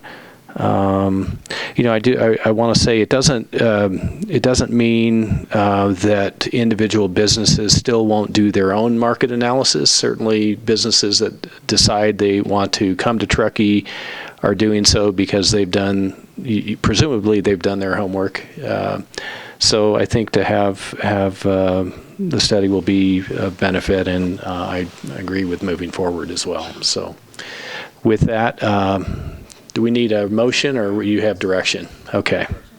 Excellent. Okay. Thank you, Danielle. And I believe, Danielle, you're also going to be up here for the next one, 7.5, the Truckee Donner Senior Apartment Loan Assumption and Subordination Request Letter in support of a 9% low income tax credit application. This is what my head was doing when we were talking about this project. I had a million numbers going through my head, so I thought I'd memorialize it on the screen. Everyone had questions, which is fair enough. I guess I don't think the same way that Kim does. So I thought it'd be good to just kind of take a step back too and look at where this project is, because I know a lot of people aren't that familiar with it unless you've kind of been over there and kind of walked through it and seen the facility itself. But it's a 9.62 acre site off of States Drive. So you can see in the screen here that it's right next to the rodeo grounds for the regional park. And there's 60 rental units now focused on seniors, and the income restrictions that were part of that were very low and low income. So that's 80% AMI. And I just pulled the numbers earlier for perspective. So if it was a 2-person household, the maximum income would be around $49,000. And if it was 4, it'd be around $61,000. So it's serving a need within the community that we don't have a lot of units available to provide. And when this project was approved, it was kind of unique because we didn't have a senior housing project, and it was a 55-year restriction for that project. Here's just some pictures that you can see. The top one, sort of the view if you're looking into the facility, and then if you are on the bottom picture, it's across the street where people most closely associate with the wetland. But in the staff report, I talk about sort of development that could happen on the other side of the street. The lower picture showing sort of where that location is. And it's in this picture, too, where you see a States Drive sort of bisecting where the current development is, and then what was originally approved as open space is the area that the developers may want to do a future project on. So we're here tonight because first, the developers would like to apply for 9% tax credits. And I know we've talked about tax credits with the artist lofts, and it's sort of the same but different in some ways, because the artist lofts was a completely new construction project where, although they're asking for similar types of access to funding, this is a rehabilitation project where the funding still qualifies for 9% because it's considered new construction for rehabilitation. So it's kind of a little bit different. But there's a lot of benefit for these projects to be able to get this money because it's hard to get money to rehabilitate projects that are older without doing a tax credit application. So although when I talk about sort of what that means for the town, we do see benefit in doing these tax credit applications because it really provides the access to money that's hard to get otherwise. So as part of that application, the ownership team would need a letter of commitment from the town, which says that we're okay with the assumptions of the new loan. They are talking about selling the property and then becoming a general partner in the property, but to also allow for us to change our subordination level with our loans that we have. And I'll cover those a little bit. So what does the town currently have invested? So the town has two different loans right now. The first one, the larger amount, was through CDBG money that we had done in 2010, and same with the RDA loan was in 2010 to do some upgrades to the outside of the units. The siding was in really bad condition. The project hadn't been painted, and so that money allowed for some ADA improvements, the new siding, and then the painting of the buildings to make them look nice again. So that's kind of where the town was participating previously to keep this project going and ensure that these units are in good condition, that they're going to be in good condition for a long time.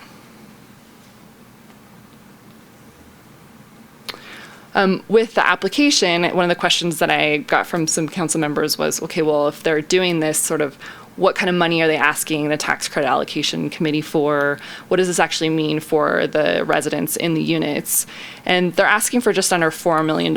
And there's two different types of loans that they have to do. They have to do construction and then they have to do permanent financing. So that's pretty typical with projects like this. And so they're asking for that, although you'll see with the loan subordinations, that the numbers don't all match up. That's why I sort of threw the numbers out on the screen there of, it's just because there's the two different types of loans and the way that they've structured everything. But just know that we've looked at the numbers and they're good.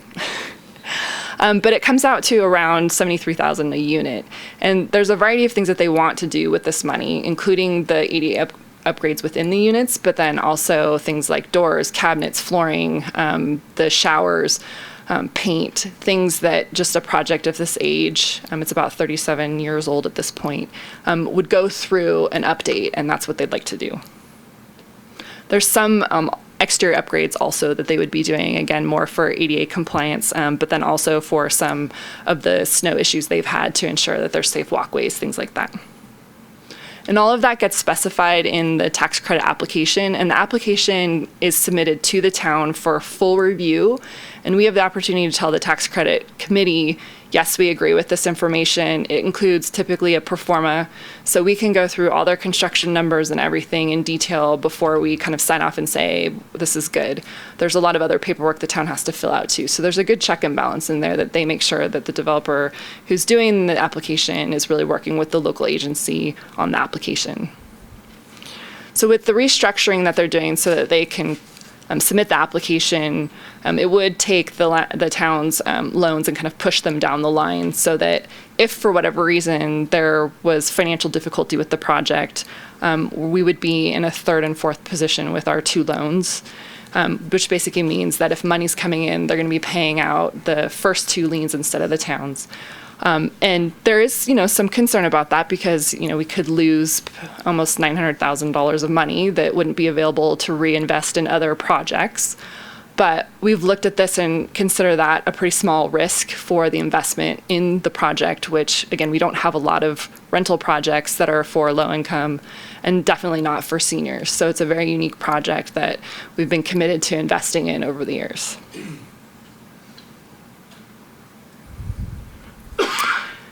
I just pulled this from the staff report because when Joanne and I were working on this, and Joanne's obviously helped us write the staff report because she is the expert on everything related to our projects and monitoring and tax credit applications. We were talking about kind of those costs and benefits of, saying we want to support this application, what does that mean and what is the actual risk? And this project's been paying their loans. They intend to make the same payment schedule that they've had. It's about $36,000 a year that they're paying back the town. They don't propose to change that, even though they would be doing sort of a different ownership structure and have these new loans that would be applied. But we've looked at sort of the success that it's had and understand and getting additional 8 years that this has benefit to take that risk. So our recommendation is for the council to authorize the town manager to provide a letter to the ownership to accompany their application, which is also approving the loan assumptions and the subordination. So if you have any questions, feel free to ask. I didn't want to put too much in the presentation because, like I said, it becomes a numbers question. But I think it gives you a holistic idea of why we're here. You don't see a lot of these, and tax credit applications are not that common. It's mostly for these larger affordable housing projects, and they have very specific criteria from the tax credit allocation committee about who gets in first position for their loan, what the maximum affordability criteria is, yes, the agency has to agree to subordinate all these different criteria. So we've looked at that, and our recommendation is that we think this is still a good idea. All right, thank you, Danielle. Clarifying questions from council. So this is specifically just for these improvements, not necessarily any type of investigation or plans or developments for the area on the other side of Estates Drive? Yeah, that would be separate. So our understanding is that the property would change ownership in December. And then that's assuming that they were able to get the award of the tax credit. And then they've been working on some survey work and would be submitting an application to subdivide the property, and then they would be completely independent. Would we expect some sort of similar request from that application, or do you have any idea? When we first talked to this ownership about what they wanted to do across the street, they were running around 30 to 40 units, but not necessarily restricted to seniors. They hadn't figured out what kind of income levels they were looking at. They do want to do a survey of the wetlands and figure out what area of land is buildable, what setbacks would be required, and then kind of back into a number from that. Depending on the scope of the project, they could do something similar to the artist lofts and apply for a 9%. It would be a new build application. Okay. And so currently, because of the loan that we have, they're 55 years restricted to the 80% AMI, and this kind of restarts that, right? That gets us the other 8 years? Yeah. Okay. And that's one of the USDA loan requirements. I think that's a significant community benefit. Anna, you said would they be asking for a similar thing on the other property? So just to clarify, they're asking for a subordination here. And like Danielle said, if a different project happened, it would be new money. Right. Remember, this was not town money to start with. This was CDBG money that the town facilitated the loan, but it belongs to us. They repay us, as well as the redevelopment agency, in as much as it was town money. Right. Thank you. And then all of these would be Town of Truckee building permit approved, and they would have to bring everything up to current codes, correct? So they would have to get building permits. The code changes are going to be very specific to the work that they're doing. So if they're in a bathroom, for example, and they're doing work, within the bathroom where they have to touch electrical or something like that, then that would be required to be upgraded. But it doesn't create a wholesale upgrade for the entire structure. And part of that is because it becomes very cost prohibitive and a deterrent for people to get building permits. So the code's been set up to encourage people to kind of do it over time as they make the improvements to the buildings. To this specific area. So this is not necessarily improvements to every single unit, it's to specific units. Every single unit will have some upgrades. Some of them are more ADA specific units, and so the changes that will happen with those are going to be different.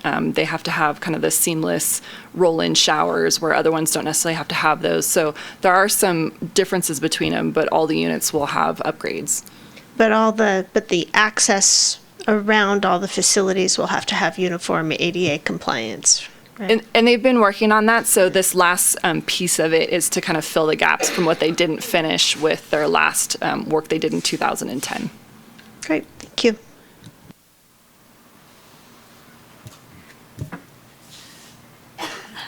Just to clarify, there's no relation between the 2 acres across the street. They're not they're not gonna, there's no contingency where we need to have something approved or something. So the 2 acres right now is all one property. So when we talk Right. about the 9 acres, it's the green box that's on the screen. Right. And so if they do eventually come in and the town approves a subdivision to divide off that 2 acres, then that does change the value of the portion that's underlying the senior apartments. But there's no land use permit tie between them necessarily. And we've done some preliminary work to make sure that that's something that they could still pursue. Okay. There wasn't a deed restriction recorded against it that said it had to be permanent open space. There wasn't, they're well within their density. This whole acreage, because it's zoned for multifamily, would allow a total of 144 units, and they're at 60.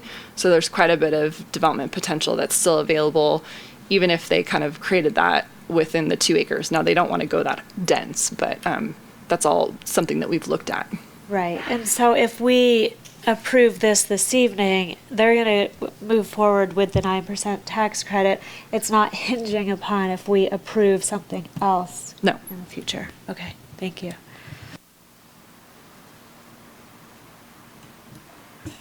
I just have a language question. So I understand subordination. I understand what that means. What is the actual loan assumption? What are we assuming on the loan? I guess I just don't understand that language particularly. Yeah, it's the whole structure of it. So you've got the different lenders, and we're basically saying we're okay with you using Bonneville and using USDA and assuming those new loans and us being placed behind them. So it's the package of their financing. A loan assumption refers to a loan going from one lender to another. Okay. Yeah, because they're new. They're not part of the loan package now. I mean, it's just the town. And then just to clarify, I'm on page 3 of 4, 259, whichever. You sort of gave us those options to consider, and there's no separating of the two. It's a package deal or not, right? We're not saying sure we'll assume a loan, but not the subordination. I mean, we can't. That's Right. not under our purview. It's all one thing. It's all one thing. We either say yes or no, and it is what it is. That's correct. And that's a requirement by USDA for them to put in their money. Great. That was my only question. Thank you. Yeah, so comment is I found this to be very complicated, very, very complicated to read. And thank you for distilling it down with your presentation. And maybe this is in the staff report, and through the complexity I may have missed this, but why, in terms of the lien subordination, the one slide that you had up that showed the positioning of the various liens, why is it not based on highest value? So Bonneville won't provide them financing unless they're in first position. I see. And they are, interestingly, the same company that's also providing first position for the artist lofts. So they are a tax credit investment company, and they will only give their money in first position. Okay. And then there was another slide under the pros and cons, and it said no recourse under cons. Why is there no recourse? Well, I mean, if things really are bad and if this property went into foreclosure or something like that, I mean, the town just wouldn't necessarily be in a position to get back that loan money.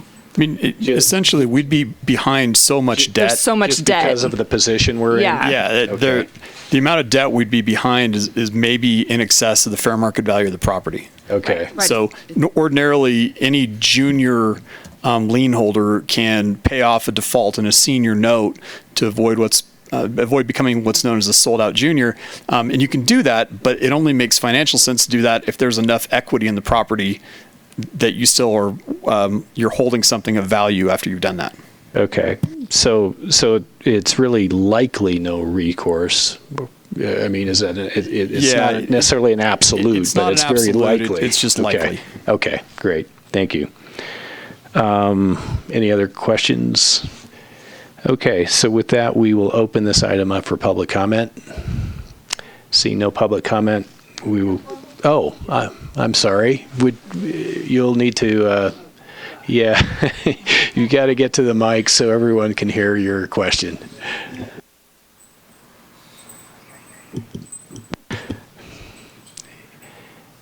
And if you wouldn't mind, Clarence, saying your name again. Jesse Griffin, I'm a resident there. I have a question. You said something about selling it in December? You know, you said the property was going to be sold? So let me take that question to staff. You said something. You'll need to direct your comments to hear. I'm not sure what her name. Okay. Danielle, any? That is correct. So the current ownership is bringing on a new partner and selling majority ownership to them, but they'll still remain part of the ownership.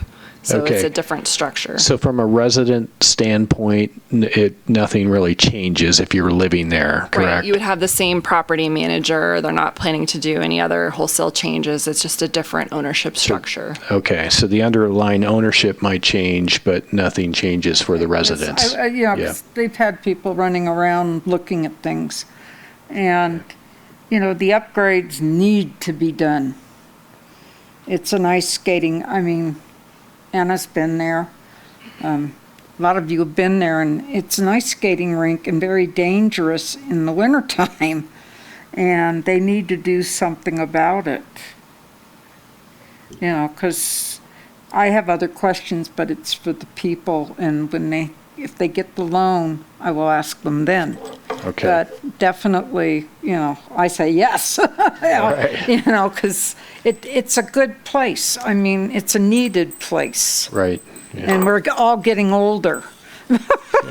You know, the service industry, there's a 3-year waiting list. Wow. So this will help.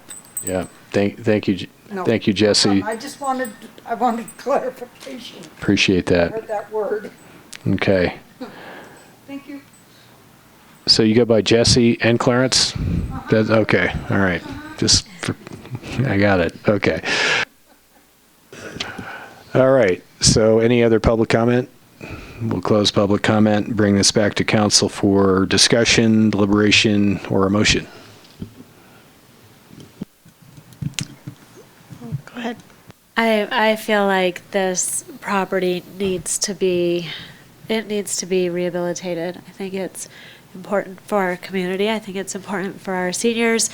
I understand that we do place ourselves, for me it feels like it's very minimally at the potential for a risk if this company goes bankrupt and doesn't pay, and then we're bumping ourselves down in the order of repayment. But for me and for my perspective, it's worth it. It's that risk reward, and it's worth taking that.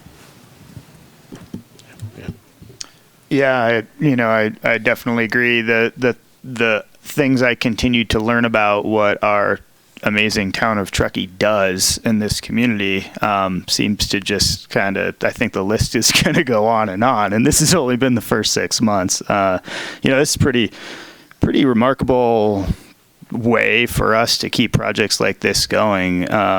It's a financial risk for sure, but we don't really have any other opportunities like this in our community. So I really support it. I think it's doing the right thing, and we'll hope we get paid back, as we always do, as any lender does, right?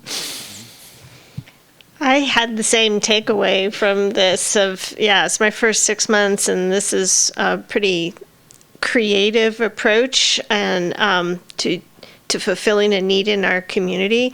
So I want to thank staff for their ability to work through this very complex set of finances. This is a huge benefit to our community. It serves a population that I think we want to preserve and protect, and so I'm in full support of this.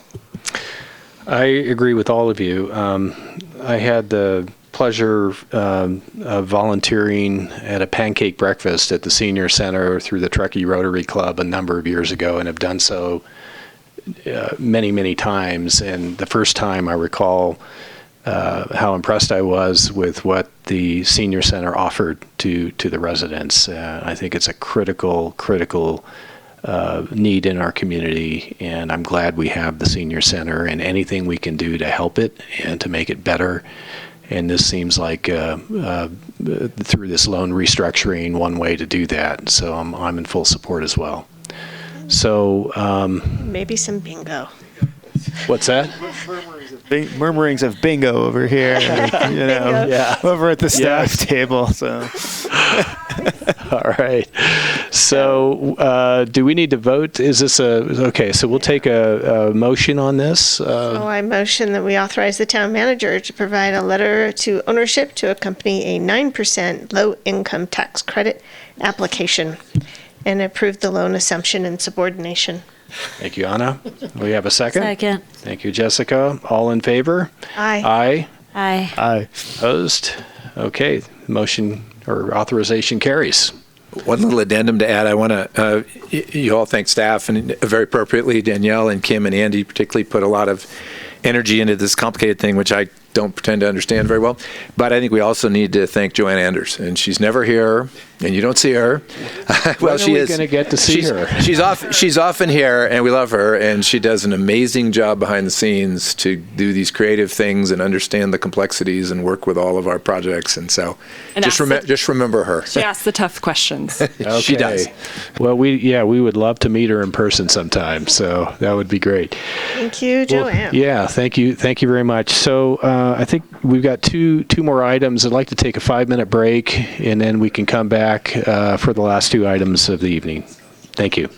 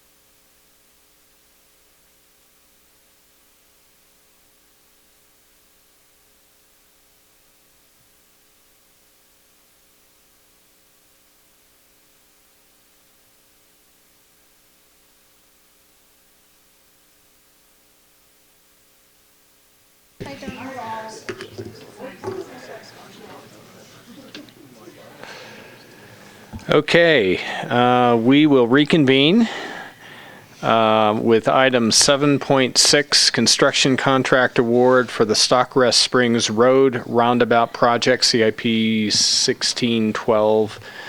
Todd, looks like you're queued up. Yes, thank you, Mayor. Good evening.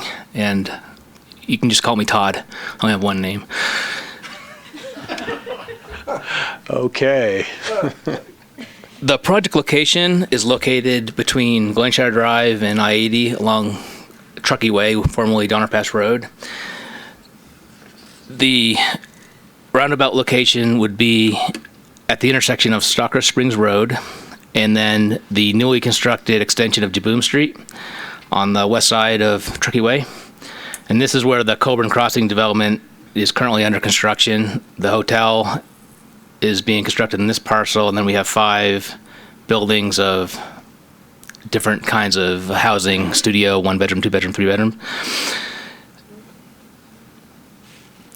So I just wanted to say the town's right away is approximately right about this, or about when I'm showing the mouse right here.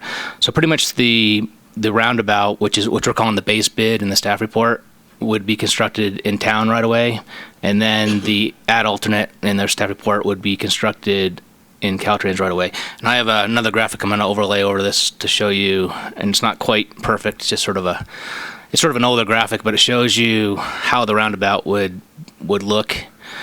So again, this red line is the boundary between town right away and Caltrans right away.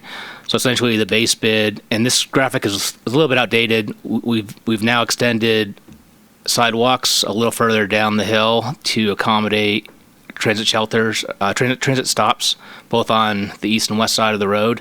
And then we've carved out a little space for a future transit shelter on the west side here. And then the ad alternate portion would provide a pedestrian connection across I-80. And then this also is a little bit outdated here in this northern portion. We're now proposing to extend sidewalk all the way to the CHP driveway and connect that way to this Class 1 trail, as opposed to trying to meander a connection down this embankment. So some of the major construction items that are included in the bid, and this is just a list of some of the major items. Obviously, the roundabout and the splitter islands, the sidewalk, curb and gutter, new pavement, including reprofiling of the roadway, because we're changing the grades a little bit to make sort of a flatter spot where the roundabout goes, and then we're changing the grades on the approaches. We have landscaping and an irrigation system that's going to be only in the center island. We have detention basins to catch stormwater. We're adding some new culvert pipe and drainage inlets for stormwater management. And then we have signs and pavement markings. And the project would include 11 new street lights around the roundabout area and the pedestrian crosswalks. And then there's one street light, if we do the additive alternate in Caltrans right away, that would get slowly relocated to balance the lighting out. So the town received 3 responsive bidders when we advertised the construction project. McEwen Construction was the apparent low bidder, with a total bid amount of $3,135,740. All 3 bids were fairly close to our engineer's estimate of $3.3 million, including the additive alternate. So I think we had 3 fairly competitive bids. Just a little more about the reasons why the staff is recommending the additive alternate. First of all, it's consistent with our sidewalk master plan to connect across I-80 on that west side. It provides a connection on the west side of Truckee Way for new pedestrian activity that we anticipate that would be generated by the hotel and the housing that's being developed right now.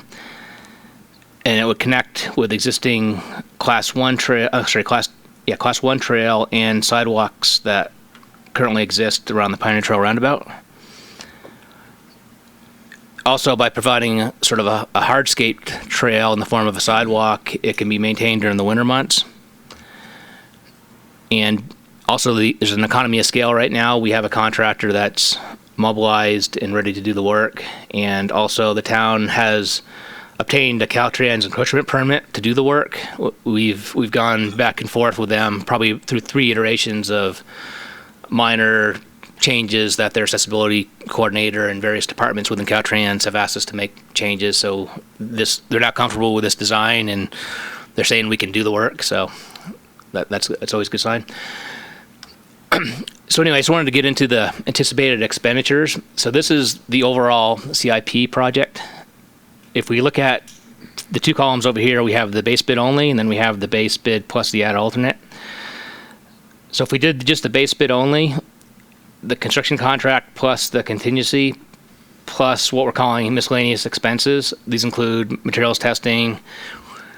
We have to pay an in lieu fee for some wetland impacts. There's some TDPUD utility connection fees, construction administration and inspection. And then there's a little bit of design work left to do in the form of record drawings and construction assistance. So all that added up, we would be approximately, $3.335 million. And then we had previously expended $265,000 in design, and then in a future contract we would do a transit shelter, but there's money in our budget right now for that in the form of $80,000. So the total for the base bid only is just over $3,780,000, which is within our budget right now of $3,830,000. So if the council wanted to just award the base bid only, we currently have the budget in the CIP for this, and we wouldn't need to do the budget amendment.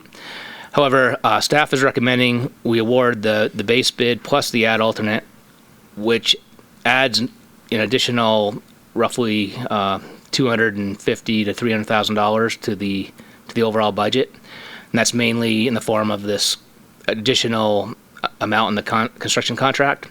All the other items remain the same. So in order to do that, staff is recommending that we amend the CIP budget for fiscal year 1920. And what we're recommending, the way we do this is, when we originally created the budget that was approved in the 1819 budget, we had used a number of $200,000 for Measure V. And this was based on the town's pavement maintenance program, where we had assumed just a 2-inch overlay through Truckee Way, through the intersection in this area.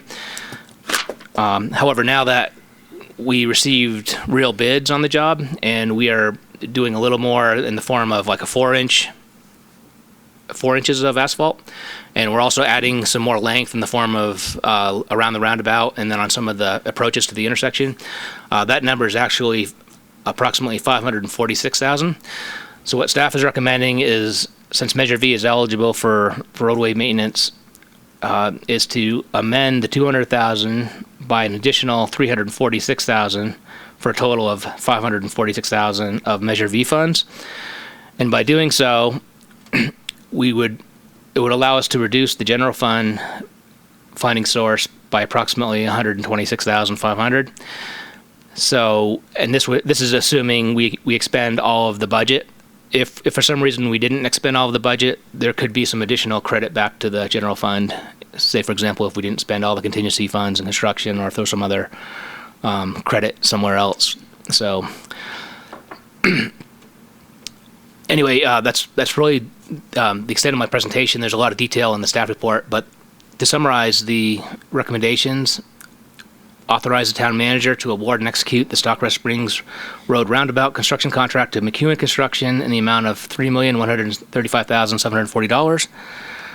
To authorize a 10% contingency amount of $313,574 for a total contract amount of $3,449,314. And then to adopt the fiscal year 1920 budget amendment as recommended in the staff report. So that's my presentation, so I'd be happy to answer any questions you might have. Thank you, Todd. Appreciate it.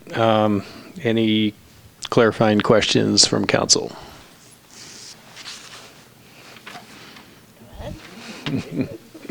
Just one was the just the Measure V sales tax fund and sort of what that looks like over time, and just ensuring we have enough reserves, et cetera. I know we just went through this exercise. I'm sure I could pull it up. Yeah, we looked at we looked at the like 1 year out, and we had I think approximately a $1 million cushion there, and we looked 5 years out, and it was 3 or 4 million cushion.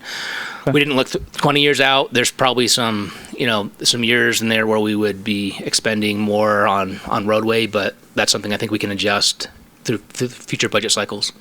Great, thank you.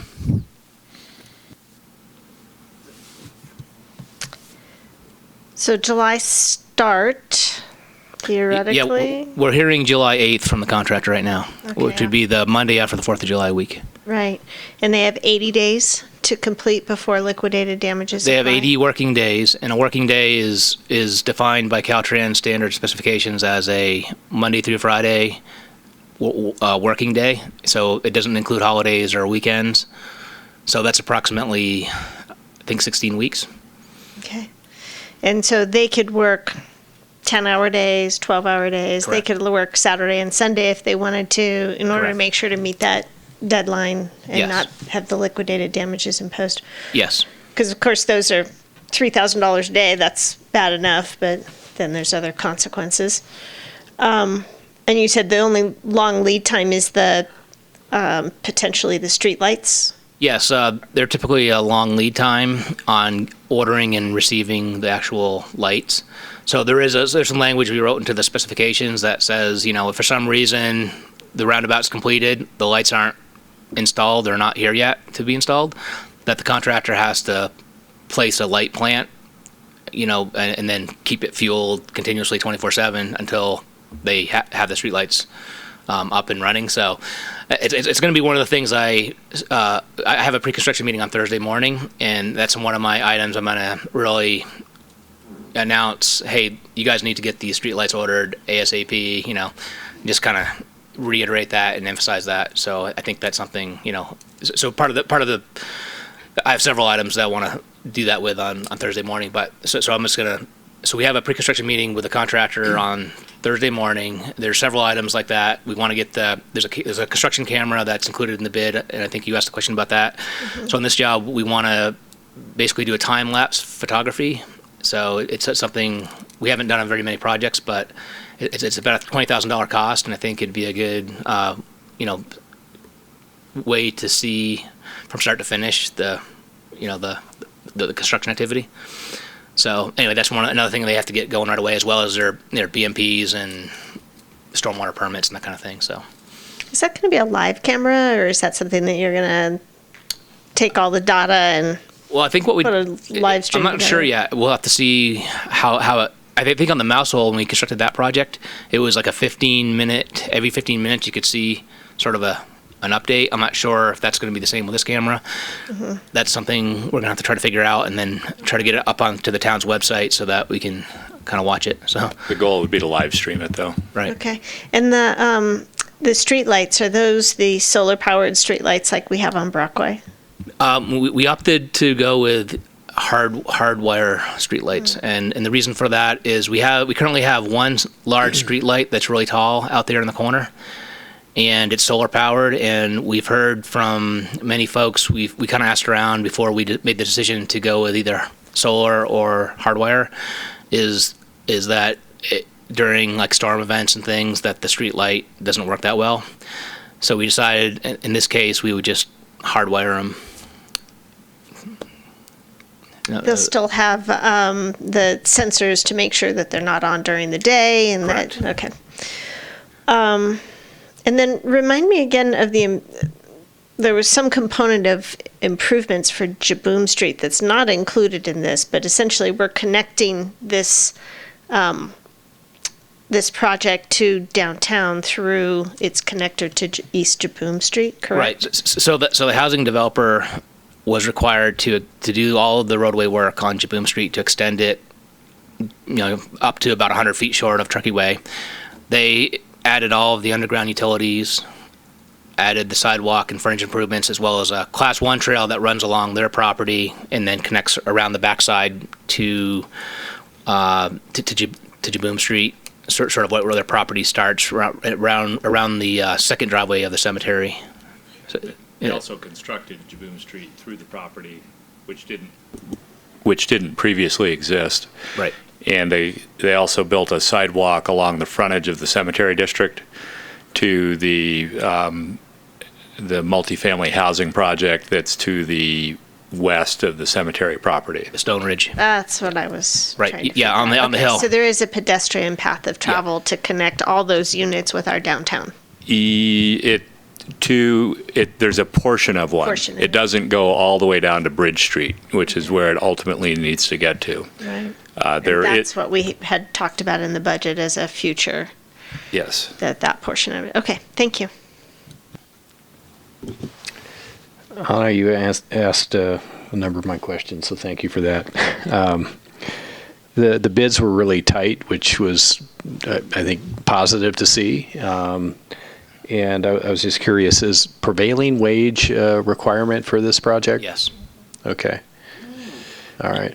Yeah, a bit of history on that. There was a long period of time where we as the town were able to establish local prevailing wages, which we think brought projects in 10 to 15% lower in cost. The state effectively took that away a few years ago by creating legislation that said that we could still do a local prevailing wage if we wanted, but that we would be ineligible for state or federal funding of any type for other projects. For 2 years. Yeah. So 2 years from the date that you dared to impose your own prevailing wages, you get no more state money. They did it that way to get around the fact that they couldn't directly tell charter cities specifically they had to pay prevailing wages. So they set it up so that they just made it financially infeasible for charter cities to use their authority to continue paying local prevailing wages. So after 2 years, then, would we be able to do local or no? Say we bid a project without by- state prevailing wages, that would start a 2-year clock. And then every time we did another project without state prevailing wages, it would start over a 2-year clock. I see. So it's project by project. It's project by project. And I think that our thought has been that there will never be a 2-year period where we're not going to want any state funding. Okay. Right. Okay. I would note that we did also advertise the contract for a local contractor preference, but none of the contractors that bid on the job took advantage of that. Because when we have local funds only, we can actually offer that up, but none of the contractors that bid took advantage of it. Okay. And then last question, just curious, why would there be PUD connection fees for a project like this? Is it for irrigation or lighting? Lighting? It's for the lighting. So we would have to obtain a power connection and then our own meter that would power the street lights. Okay. And then we would also need one for the irrigation of the landscaping in the center island. We would it would probably be the same connection, but we would just have to run power to the center island. So then that's PUD electric, and then the TDPUD water, we would have to hot tap the main line in order to provide a water meter with a backflow preventer, and then set up the irrigation for the center island. Okay. And I'm sorry, one last question. Caltrans, the approval of the sidewalk connection, how long did that all take? I'd say 10 weeks, maybe. 10 weeks? Maybe 12. I don't know. You started a year and a half ago with them. Well, yeah. I mean. So when we had plans that were, I guess, 90%, we submitted for our original encroachment permit, and then we had probably 3 rounds of revisions after it went to like 15 different departments. And so it takes about a year and a half to get an encroachment permit? Is that? All right, so we'll leave it at that. Okay. Thank you, Todd. Any other questions up here? We'll open this up. Sorry. More quick one. Sorry.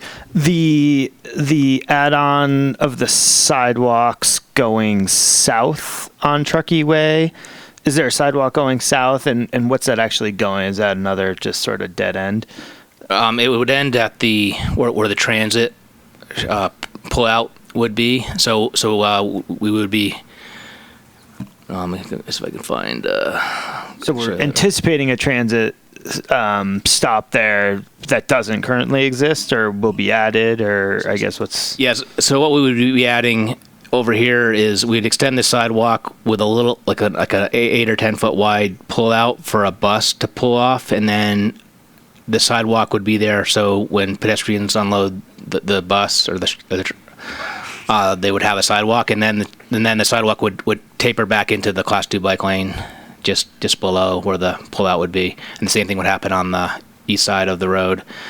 But the transit shelter itself would be on the west side, and then the existing transit stop that's on the north side of the intersection would get relocated to the south side, so they'd be opposite each other. Got it. Yeah. Is there one currently there? Yeah. There's currently one on the north side, right here on this northeast corner, and that would just get relocated down here, and then we'd have both transit stops located on the south side opposite each other, with a feature shelter proposed to go somewhere in this corner. And the long-term sidewalk plan calls for those sidewalks to extend down the hill into downtown. It does. Yeah. Yeah.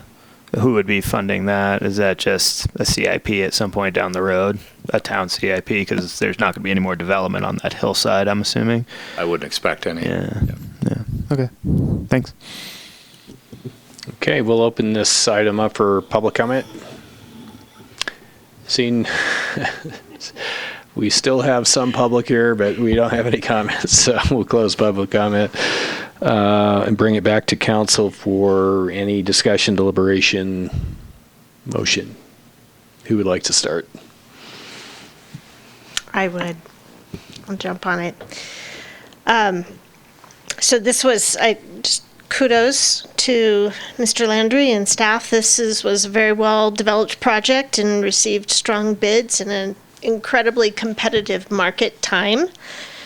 I was very impressed with the breakdown of the items and the labor rates and the unit costs and stuff. That was very, very informative, and I think an excellent way to do it when you're moving forward and you have that volume of information in case there are changes.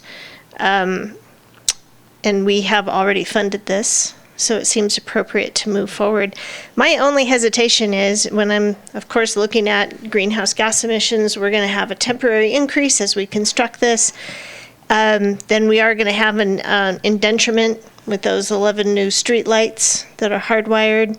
I can understand the concern about wanting to make sure that they're useful during storms, and so I would like to consider maybe looking at whether or not we could do a combination of a solar-powered streetlight that does have the opportunity to be energized, since the cost of the connection is already part of the project.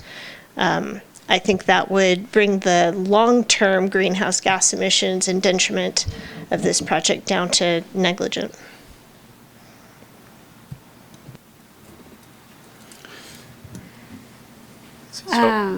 So just a comment, we could look at working that with the contractor.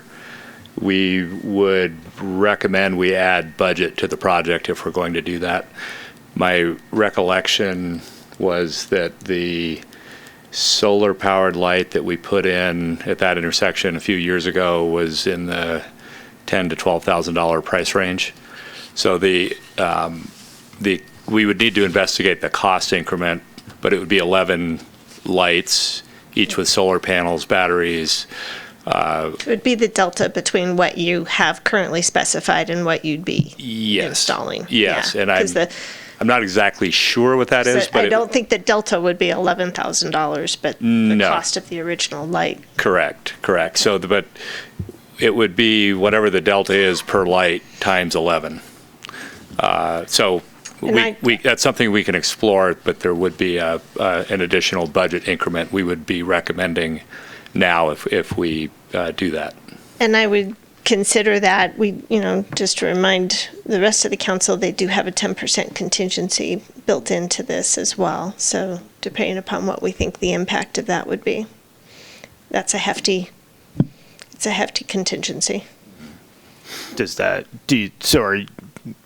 to clarify, are you saying you think the contingency is enough to cover it, and you're saying no, you want more money?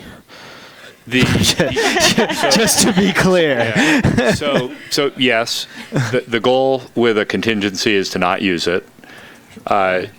Generally, when you go into a project, the contingency is intended for unforeseen expenditures. If we're talking about, before we even go into the project, a foreseen expenditure, it just starts to erode the contingency on the front end. Another option would be to provide that direction, not modify the contingency, and be less surprised if we come back to you later in the project requesting additional funding because we've exceeded the contingency. Short-term memory here, Dan. Yeah, Short-term memory. I'd be comfortable with the second option there, the latter. If you guys are, I mean, if you feel strongly, yeah. To not be surprised if they come back and want to use the contingency for that purpose. And they want more contingency. And they want more contingency. To cover this. Yeah. And that's completely fine with me. Yeah, I think it's worth it to at least explore and see what the cost would be. Makes sense. I love that our estimate was 3.3 million and it came back lower so that we can really do that at alternate, put those sidewalks in for a nominal increase as opposed to what we would have expected to see. So I think that makes sense. I'd like to move forward with it. Good. I agree. I agree with the sidewalk ad alternate, and I also agree with Anna. It was going to be one of my questions. Were we considering solar lights versus hardwired? And yeah, if there is a hybrid variation of that, I think it'd be worth looking at. I think this particular roundabout is going to really serve as a main entry point into Truckee, and I think our solar lights on Brockway Road are an important message about who we are and how we look at energy. And the other thing about this location, I think, being so proximate to I-80, it just seemed like there's probably sort of a general level of a lighting level that may be a little more elevated than other parts of town just because of the traffic and so forth. So anyway, I would as well favor looking at the solar lights as an option, as a preferred alternative, and kind of seeing where that goes. So yeah, are we ready for a motion, or take it away? Okay. So I move that we award this Stock West Springs Road Roundabout Project, CIP C1612, with the amendment that we will incorporate solar-powered street lights into the project. Are we actually deciding to incorporate them, or are we going to look at the cost to incorporate them? I'm ready. I'm ready to incorporate. Yeah, I'm ready to say yes. Let's I incorporate don't them. think it's going to be that significant, the delta between what we have currently specified in this. I second. All right. Thank you. All in favor? Aye. Aye. Opposed? Okay. Motion carries, and we're going to go forward with the construction contract for Stock West Roundabout. Thank you, Todd, again. Thank you, Dan. Looking forward to a new roundabout by what, October? Yeah. By the end of October. End of October. Great. Fantastic. Okay, with that, we are ready for item 7.7, the West River Streetscape update and the West River Park contract amendment. And it looks like we've got a team of Hillary and Jessica.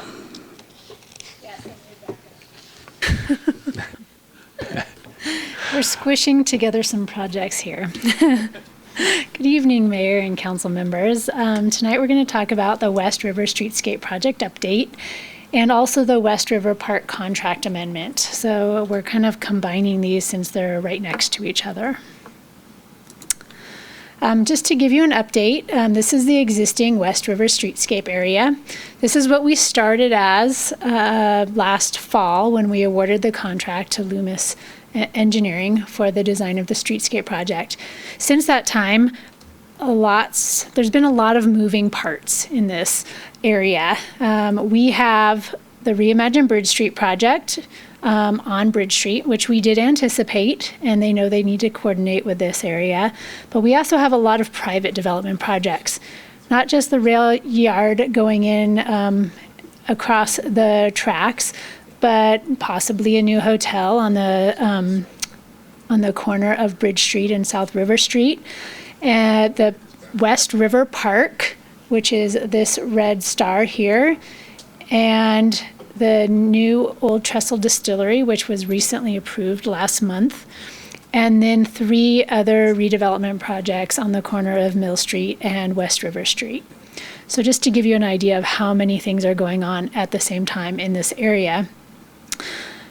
And so we are looking at expanding that West River streetscape area to include the park and the Old Trestle Distillery. Part of the reason for this is that the Old Trestle Distillery is proposing to have their parking lot on the north side of those existing tow yards out there. And their entrance to that parking lot will be through this empty lot just across from Mill Street. And we would, as well as a pedestrian crossing in front of their building. So we want to look at some possibilities of better pedestrian crossings in this area, which require some possibly moving this center line of the road and that sort of thing, as well as very good survey in this area to make sure we have the right property lines. So this is the expanded West River streetscape area that we are proposing to incorporate. And then I'm going to hand this over to Hillary. She is in charge of the park, and the consultant for that is Melton Design Group, and they are going to do that part of the project. You want to speak into the microphone? Sure, let me scooch on over. These are just some of the existing conditions in this new section that we are proposing to add to the streetscape design area. On top, we have Mill Street looking south towards Riverside Drive. As you can see, the street is paved and then it sort of just runs into a gravel shoulder. There's no sidewalks or sort of streetscape improvements there. And then on the bottom, we have West River Street looking east and looking west, which again has a sort of unfinished streetscape on the edge there. And we're looking at the possibility of sidewalks, curb gutter, and possibly bike lanes in that area. In working with Jessica on coordinating these, the West River Park project with the streetscape project, as she noted, it became clear that there were a lot of moving parts in this neighborhood and we really needed a coordinated approach to address that. And we considered options of, did it make sense for her existing contractor to take that on, or would it make sense to roll that into the Melton Design Group contract? In the current Melton contract scope of work, we have the contractor signed for designing the Old County Courtyard site, our site, as well as streetscape improvements for that parcel. But because they're already working in that neighborhood and already coordinating with Jessica's project to the east and with the Old Trestle project to the west, it made sense to have them expand their work within that neighborhood to take on this additional scope of work. The additional scope of work that we're proposing would include supplemental survey work to really nail down property boundaries, right of way. There's some areas where there's conflicting information, and helping us sort through that so we really understand the layout and limitations there. then doing a series of geometric layout options, so looking at 4 different options. All of those would look at spacing for sidewalks on both the north and south side of West River Street.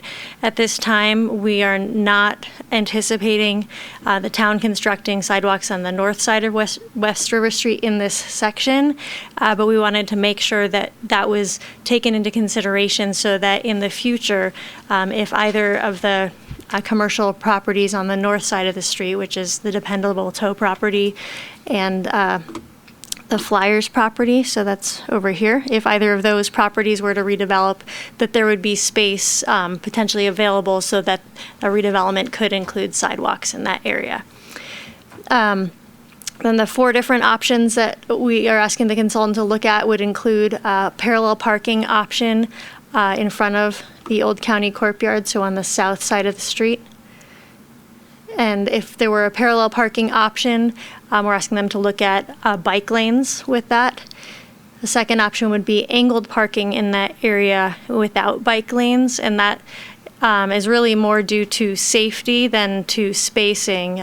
Angled parking with a bike lane behind it is generally not a safe option, is something that we avoid. The third option would be a pedestrian island at the Mill Street parking area. So there's a proposed, new parking area just sort of off to the east of the Flyers fueling station here in the railroad right-of-way. There's a proposed parking. So would there be an option to add a pedestrian island at a crosswalk there, or is that going to be feasible or not?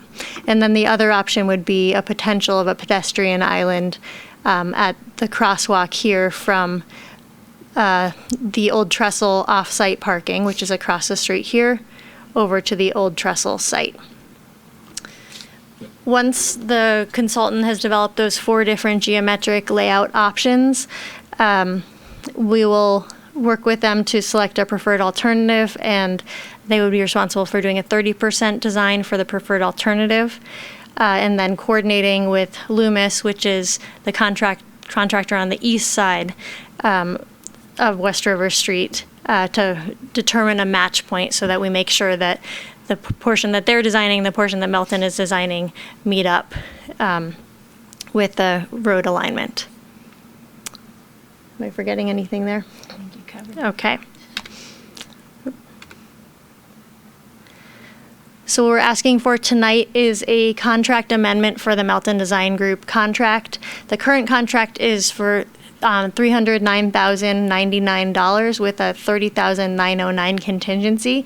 Because we are in the early stages of design for this overall project, we would like to not use the contingency for this additional work and leave that for many different unknowns we may face in our future design work. So we're requesting an amendment by adding $20,790 to a total not to exceed contract amount of $329,889.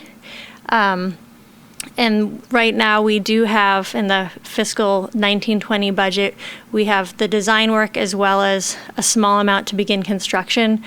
So we do have enough within our budget to add this work without asking for a contract amendment at this time.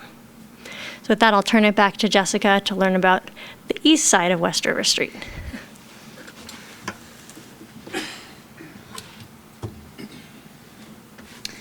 Okay, so back to the West River Streetscape Project update. We have some goals for this project, prioritizing the pedestrian connections, crossing, and safety to and from commercial row, rail yard, hotels, restaurants, all the other commercial areas around downtown is the priority for this. Right now, there are not any crosswalks across Bridge Street, and it's a hard thing to do to get across Bridge Street right now. We're looking at enhancing outdoor areas along West River Street, similar to what we did in Brickletown. That is to encourage the economic livelihood of this area and make it a fun place to be, inviting, and people on the street. We also want to retain and enhance the character, charm, and history of this portion of downtown. It's got some neat older buildings, and those are historic buildings that we need to preserve. The businesses and property owners along this stretch of road are also interested in optimizing the parking and getting more parking. It's very limited in this area, and for businesses, the properties are very close together and do not have much parking on these properties as it is. We are also looking at undergrounding the utilities in this stretch of road. There are power lines running down West River Street the whole length of it. So far in the project development process, we've had 2 community meetings. The first one was in the fall. We've also had initial meetings with many of the property owners and neighbor groups, developed 5 alternatives for a streetscape along this stretch of road, and then also presented that to the property owners that came to our second community meeting. We're currently in the process of re-meeting with property owners to see if they have any specific things to talk about on their properties and any other things they want to change with the alternatives that we've presented to them. So we are probably at about a 10% design right now for these alternatives. The next step through this is to pick one of these alternatives and then go forward with formation of the assessment district, which would be for maintenance of the new improvements that we put in the streetscape area. So how we start the process of the design is to look at some of the plans that we've developed in the past. We have the Trails and Bikeways Master Plan, which includes existing and proposed sidewalks. So we do have proposed sidewalks, the full stretch of West River Street. What we're proposing is currently just a short section of that. And we also have proposed bikeways, which this portion does not include a Class 2 bikeway in this portion of West River Street, and that is mostly due to the limited right-of-way we have through here. So this would be a Class 3 bike lane once you get past the existing Class 2 bike lane. We also have the downtown specific plan, which shows an ideal cross-section of what a street would look like. This shows a 52-foot right-of-way here, which we do not have in West River Street. We currently have a 40-foot right-of-way. For us to get this sort of cross-section, we do need to acquire right-of-way. It does eliminate some private parking at the station by pushing that sidewalk further to the north.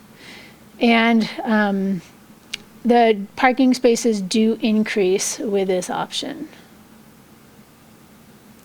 So alternative 3 is to add angled parking on the north side and parallel parking also on the south side.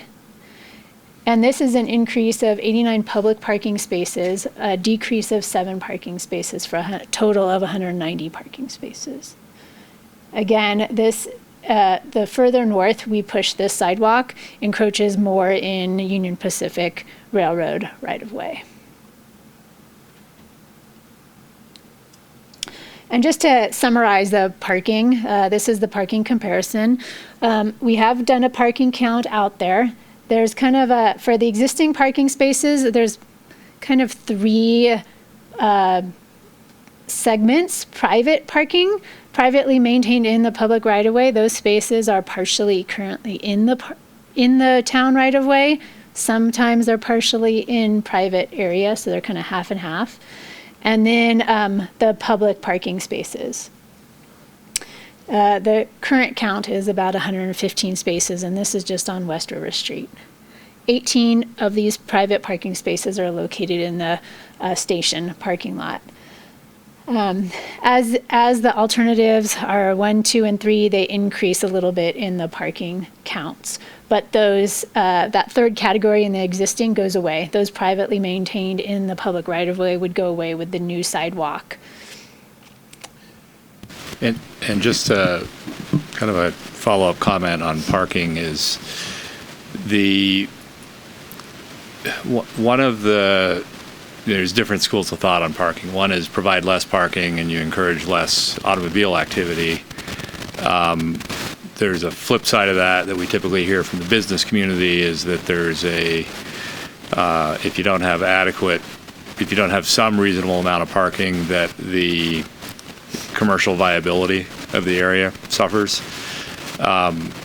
What these types of parking increases, in staff's opinion, would do is make additional redevelopment of West River Street be significantly less, or eliminate parking constraints that currently exist and could form and be impediments to redevelopment or reuse of properties down through there. So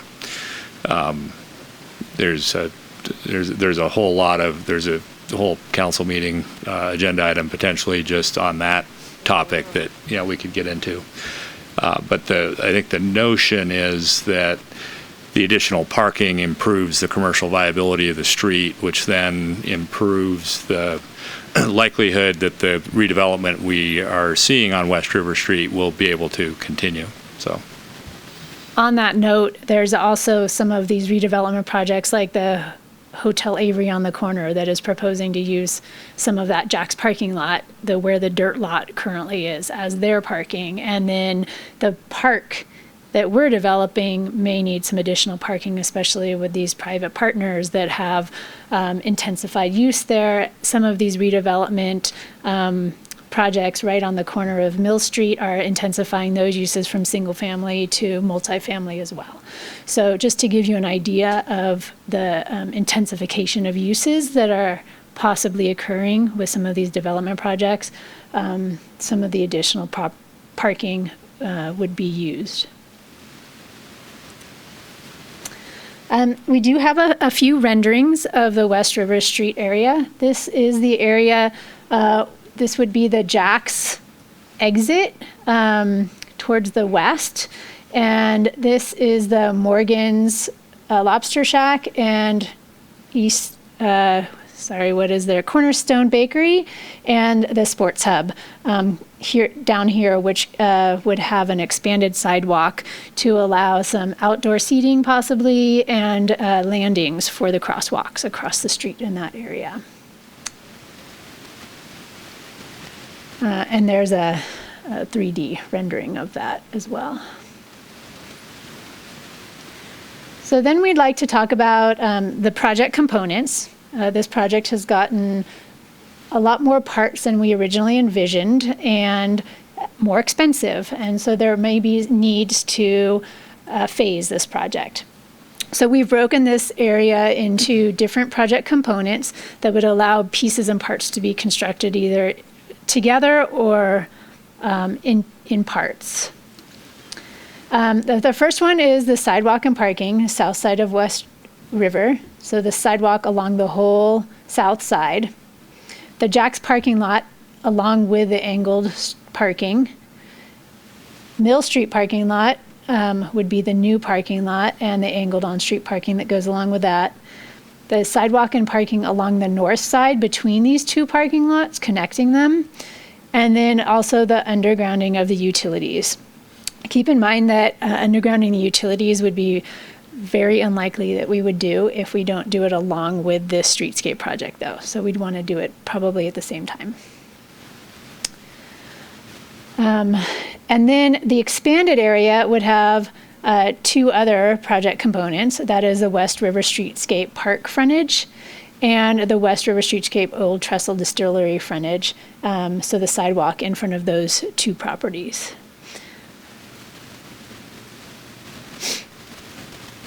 As I discussed previously, the project components have gotten more expansive and more expensive, so phasing may be necessary, or it might take us longer to start the project if we wait for all the funding to be available. Components can be constructed as separate projects or grouped together, but we do recommend that undergrounding the utilities are done with the streetscape project if they are done.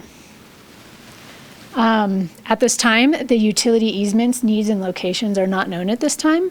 We've requested that information from the PUD, but have not received all that information. Some of the design constraints we've had in working through this project are, of course, the overhead utilities and undergrounding. There is a Kinder Morgan pipeline that's located along the north side of West River Street. This is a high-pressure gas line that they're very cautious about, and you don't want too much heavy equipment moving on top of. And when Jessica says gas, she means jet fuel, not natural gas. Literally, there's a jet fuel pipeline that runs through town and right through our project area.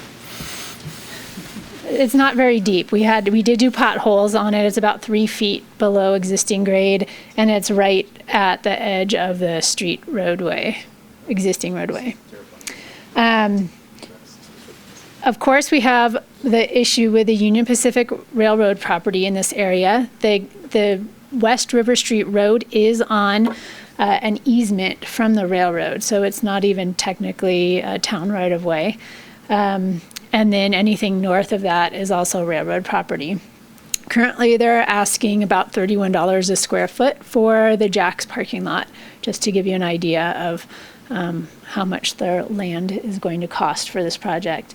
We do have a lot of existing properties out here that maybe don't currently conform to our existing design guidelines, and so we need to be still maintaining access to those properties, but those are some of the challenges we have. And then, of course, all the private and public development that's going on in this area at the same time in coordination of that with this project.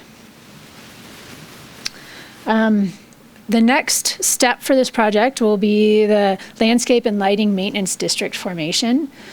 The town would be funding the public improvements for the streetscape, so installing the sidewalks and lighting and crosswalks and things like that. But the maintenance of those would be funded by the adjacent property owners through an assessment district. The formation process involves quite a lot of returns to council for resolutions and ordinances, and then preparation of an engineer's report, map of the district, and that sort of thing. So we're just taking the first step tonight of just kind of making sure you concur with what we're envisioning as our landscape, lighting, and maintenance district area.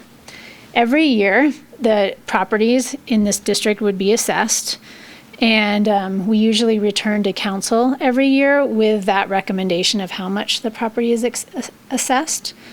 When we're forming this, the property owners do get $1 one vote for the formation of the district.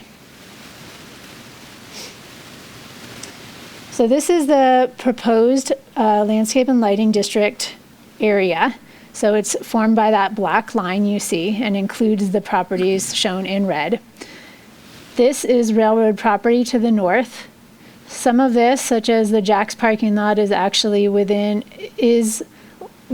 the town of Truckee is listed as the leasehold area for this. So we would get a vote for that. And then Jack's Diner is also a separate property, even though they don't own the land. All the rest of the properties on West River Street would get to vote, and East River Street and Bridge Street. So the reason why we are proposing some areas that we currently have sidewalks is the ease of maintenance and keeping it straight as far as our maintenance crews that go out and do this. The location of the hotel property is included in here, or a future hotel property is included in here. If they use the parking on West River Street in the Jack's parking lot, they would need a way to walk from the hotel up to where their parking is. And we would ask that they pay for some of that maintenance as well.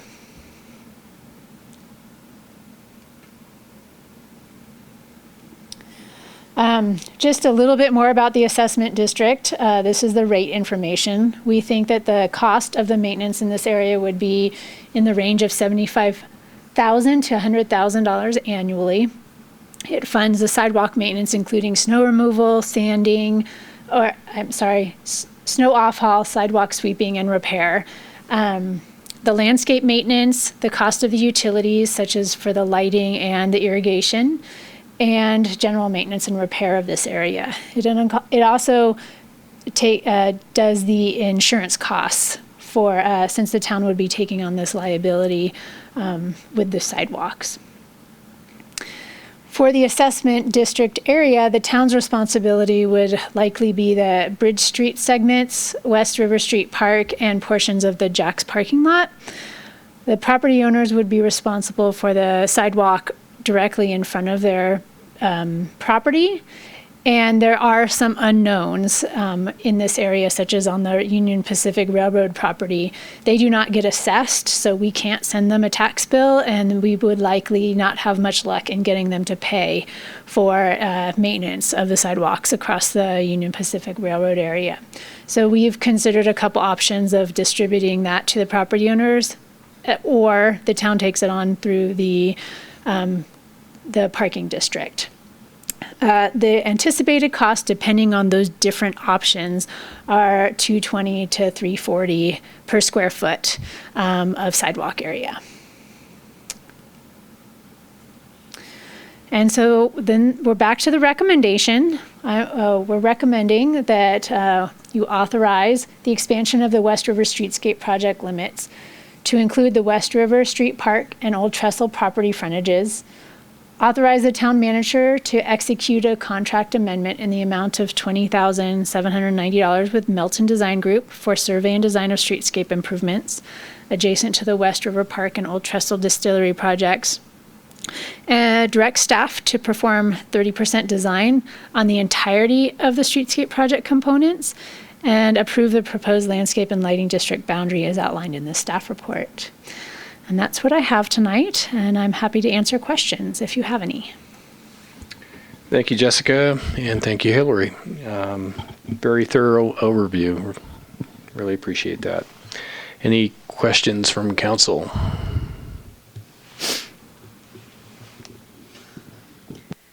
Want me to go? Third bullet. So 30% of the design on the entirety of the streetscape project components. So are we proceeding with all three streetscapes to design? I didn't see a prefer. I guess, did I miss a preferred design? So what did I miss? So maybe, Jessica, maybe we could go back to the exhibit that shows the project components. What we would be recommending is that right now we pursue design on components 1, 2, 3, and 5. So 1 is the sidewalk on the south side of West River, 2 is the Jack's parking lot, 3 is the Mill Street parking lot, 5 is utility undergrounding, 4 is highly dependent on the railroad's willingness to grant additional roadway easement. And our thought is that we would not have the design team pursue any option on 4 right now until we can flesh out the railroad further. And if the railroad tells us that there's no additional land available there, then we're pretty much done. If there's land available for a sidewalk only but not parallel parking, then our suggestion would be to put the sidewalk in. If there's land for sidewalk and parallel parking, to do that, or if they're willing to go so far as to grant us the land where we could do the angle parking, that would really be the driver on which of those 3 options make sense. So are we going to get a sidewalk there, or we just don't know yet? We don't know yet. So there isn't enough right away currently without UPRR's approval to do a sidewalk on that portion. Correct. So we're still potentially looking at a hole in the sidewalk on the north side of the street. Yep. Yeah. Yeah. And forgive me, so on 3, I feel like we jumped a whole bunch of steps, but we have the lease agreement and we're moving forward on 3, and that's all good to go? No, we don't. No. We don't have any of that. That's a large piece of vacant land that the railroad has indicated they'd be interested in leasing to us. We don't have any land agreements or anything like that, though. And we think it'd be premature. Well, we could work on land agreements there sooner rather than later if we thought we wanted to lock down the property. immediately. The other question with 3 is where does the money come from to build it? We mentioned earlier that the demand for 3 may be driven by redevelopment on West River Street. So a strategy would be to figure out how to parse out the construction cost of 3 to various development projects, as opposed to having it be something that the general fund constructs. So there's some details there to think through. Isn't 2 the same? 2 is... Wouldn't it be considered the same? Because go ahead. It would. 2 is an existing municipal parking lot with an existing land lease. And it's probably more central to where the bulk of the parking demand is. But yes, you could look at 2 the same way, especially that row of angle parking that's on West River Street in the dirt lot. And so one of the things we're touching on here is this is a very complex, multi-dimensional project because it involves 30 different abutting property owners, different financial approaches, issues with land, utilities. So there's a lot of variables that go into it. I think our suggestion with going forward with the 30% design is that we put together a street and parking master plan that we think has a reasonable likelihood of being implementable, both from a land standpoint, from a construction standpoint, and from a cost standpoint, and that as the project continues to develop, we continue to look at opportunities and different ways that the funding of the project could be put together. But the more we know what the vision is for the overall street corridor, that gives us one less major variable to contend with as we're looking to continue to, see this area redevelop. I guess that was kind of the crux of my question, which I think you answered. I mean, this seems like it's more an exercise in visioning than execution at this point. It seems like we're pretty far off on everything other than 1. It's both, yeah. But yeah, I'd say 1 and potentially 5, realistic. Which is the utility undergrounding. Right. Those are directly within our control. 3 is something that has a very high likelihood. 2 involves the railroad and the Jack Steiner owner. So, but you're right. It's partially an exercise in visioning, and it's an exercise in cutting this thing up into smaller pieces that can be implemented kind of wholly within our control, with other pieces that could be added on as circumstances allow.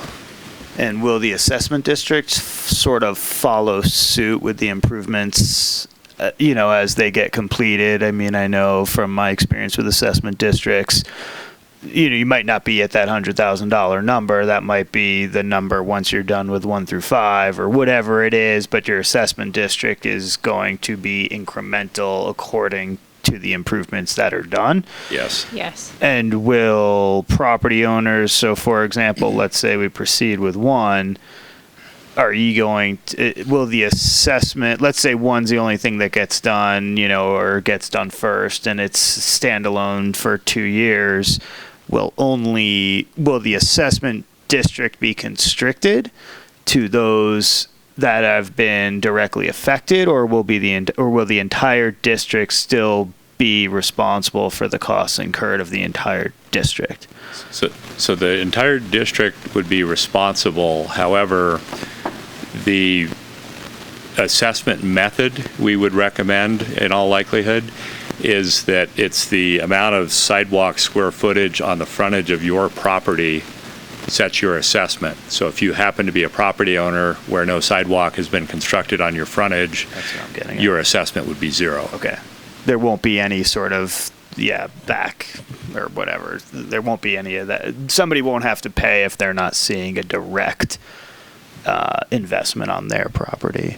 That's the current idea. Right. That is what we did for Brickletown too. Oh, it is? Okay. Yeah. Oh, great. We assess like half the first year. Yep. And that sort of thing. And we come back to the council every year to set those assessment rates. Got it. And so you have another bite at the apple for that.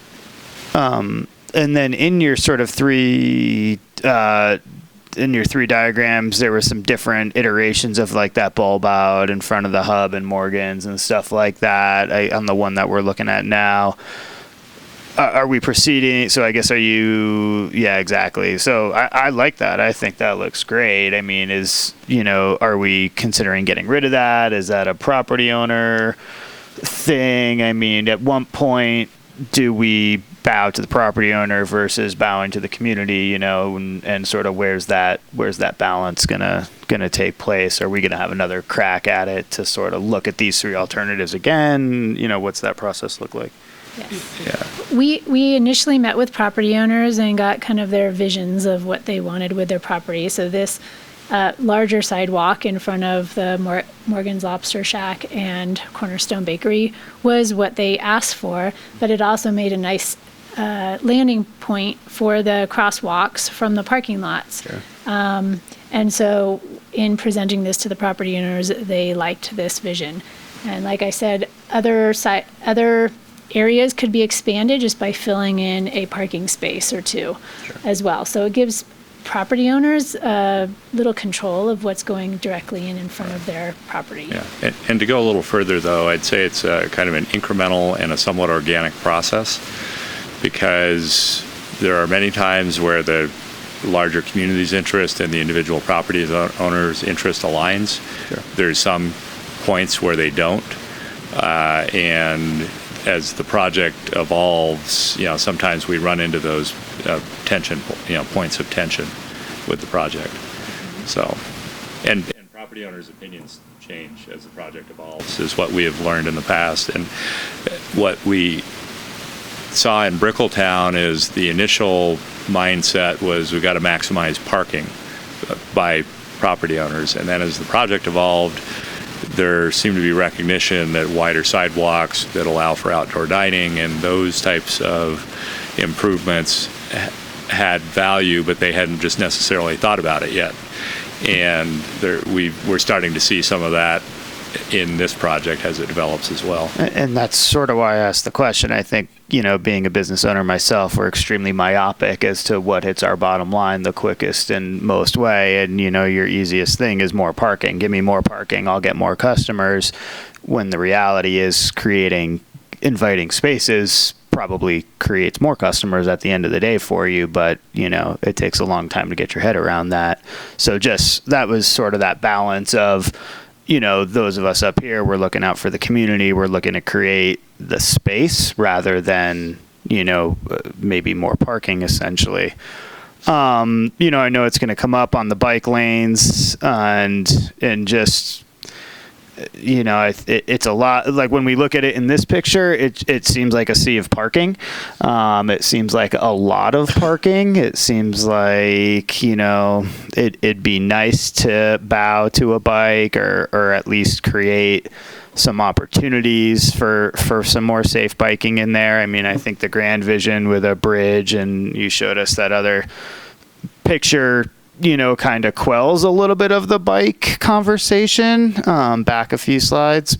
And so it's a tough call. And we've talked about it at great length, and, we want safer bikeways. No, not that one. The one with the proposed. Yeah, that one, really shows that blue, whatever blue stands for, paved trail bridge. Oh yeah, there we go. That all comes to fruition, and you've got a path now from South River Street across the river, hooking into the bike lane where it picks up. I think that's the ideal scenario. So the challenge is, how do we get there, right? Yeah. So I'll leave it at that for now. I just have one quick one. Does the railroad care if there's a plan, or to be crude about it, if there's a plan or not, is that going to make a difference on whether or not they're going to offer us land to utilize or to? Indirectly, yes. The railroad's primary interest is the bottom line of the railroad. Towards that end, there's sometimes where selling easements to municipalities who they have a high degree of confidence will do a good job of managing their land assets in a way that isn't a liability to them.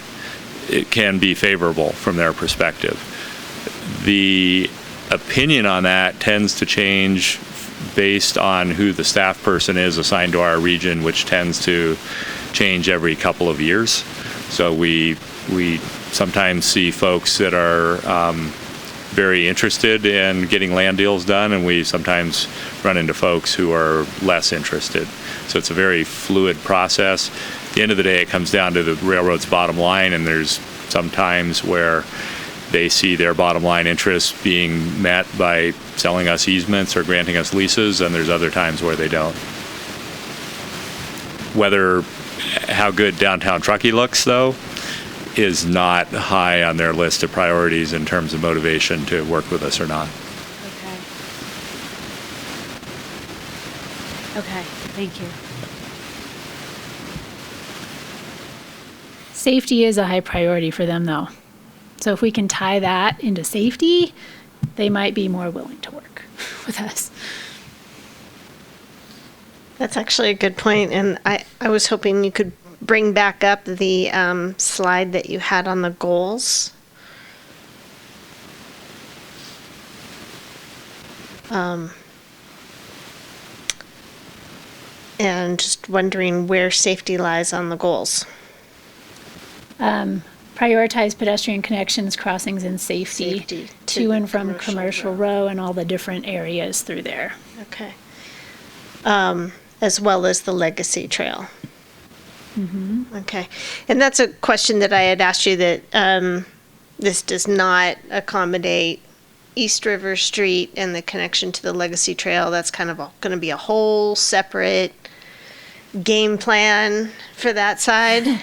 We still have Reimagined Bridge Street between this streetscape and East River Street. Right. So the Reimagined Bridge Street projects with the signals, traffic signals at those intersections and crosswalks at all four intersections will help that tremendously at that intersection. Yeah, it'll help the intersection, but we still need to get from the intersection to the bridge to connect to Legacy Trail. Yeah.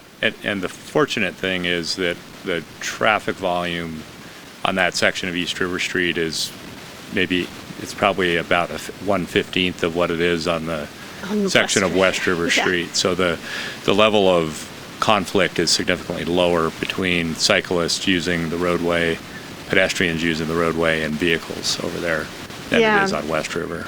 Agreed. This segment that you're talking about is, as a cyclist, it is one of the scariest places to try to get through, except for Donner Pass Road right now because of the construction. But we know that's temporary. So I just applaud all efforts to try to enhance the safety and do some traffic mitigation and slowing traffic down through this, which I think that kind of bump out that's one of the reasons for that as well. That was one of my other questions. It shortens the pedestrian connections across the street, and it makes a square area there, so it kind of ties everything together. The parking on the street actually slows down traffic significantly as well. Okay.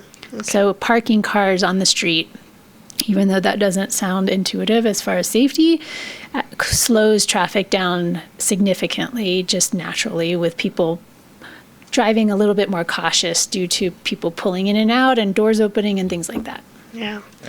Except maybe for bicyclists. So there's a different opinions. So if for instance we included Class 2 bike lanes through this portion of the project area, which would not be consistent with our trails planning, but the trails plans can be changed. The thing we would need to be aware of is we would likely reduce parking, maybe eliminate on-street parking on the south side of the road in favor of bike lanes. You would end up with a wider street. So the traffic calming effect that Jessica mentioned with parked cars, the closer the car is to the travel lane, the greater the traffic calming effect. The further away the car is from the travel lane, the less the traffic calming effect. So if you were to figure out a way to get more land from the railroad, shift the street to the north, gain another 8 to 10 feet of total width, 4 to 5 feet on each side of the road for bike lanes, and still maintain parking. Now you've got a travel lane and a 4-foot buffer zone, which is good for door swings. It creates a corridor for bicyclists. It creates more space for automobiles and a higher level of comfort for drivers, which would result in some degree of higher traffic speeds. The approach that's being taken here as it relates to improving cyclist safety is to try to bring traffic speeds down to a similar level as what a cyclist on the roadway could achieve, so that you don't have the situation where the car is riding up on the back of the bike waiting for that time when they can pass the bike, where everyone's going down the road consistent with one another because their speeds are consistent with one another. So that's really the strategy to improve the biking situation, is to slow the cars down through the street design here, as opposed to creating the additional width on the roadway and the shoulders for dedicated bike lanes. And what speed would you say that is?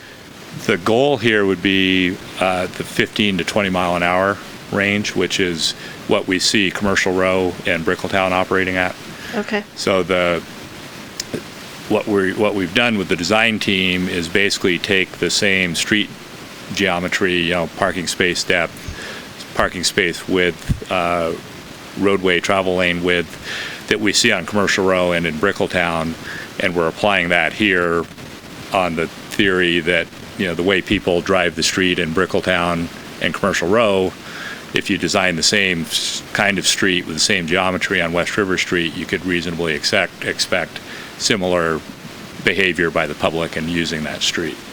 I get you. It's just now we're creating that exact same circumstance in two of our main thoroughfares to get from one end to the town to the other, and to connect basically most of our town to the Legacy Trail.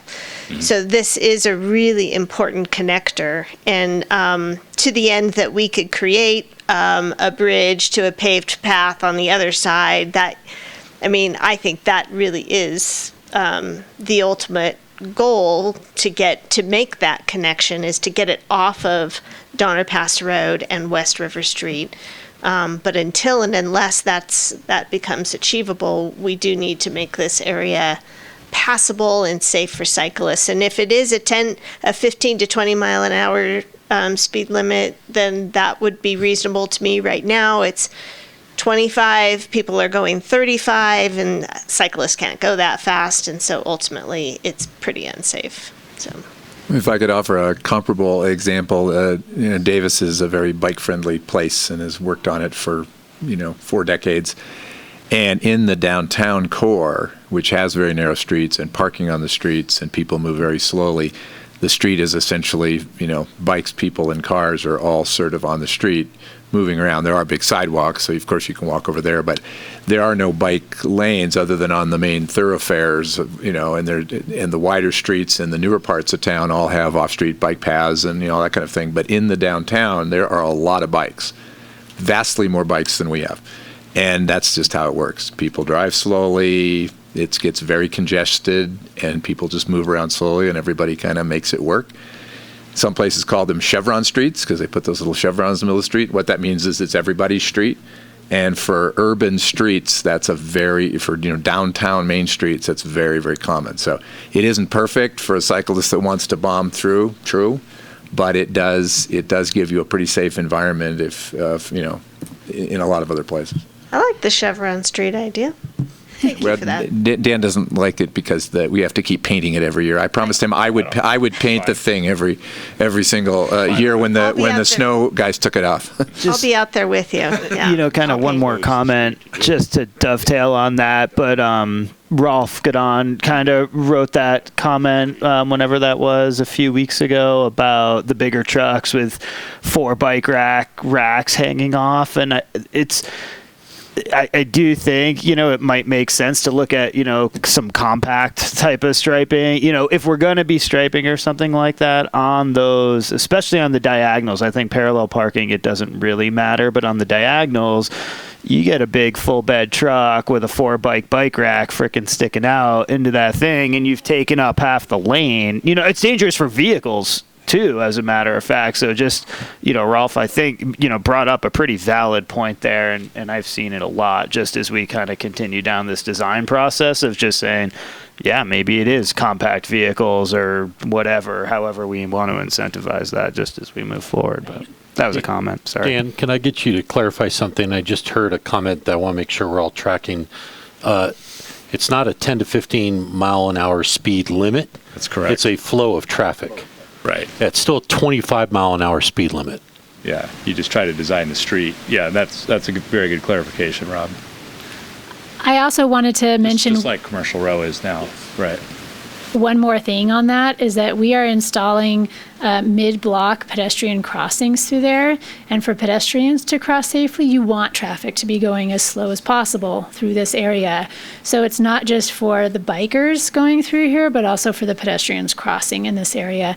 And with additions with the West River Park, as well as the distillery and the parking lot on the north side, maybe drunk people crossing the road. I think keeping that traffic slow as possible through here, just for the pedestrian crossings as well, is a benefit. Okay, just one question. I think we're still on questions, right? Yeah. One question for me. Can you go back to the aerial view that shows existing and proposed?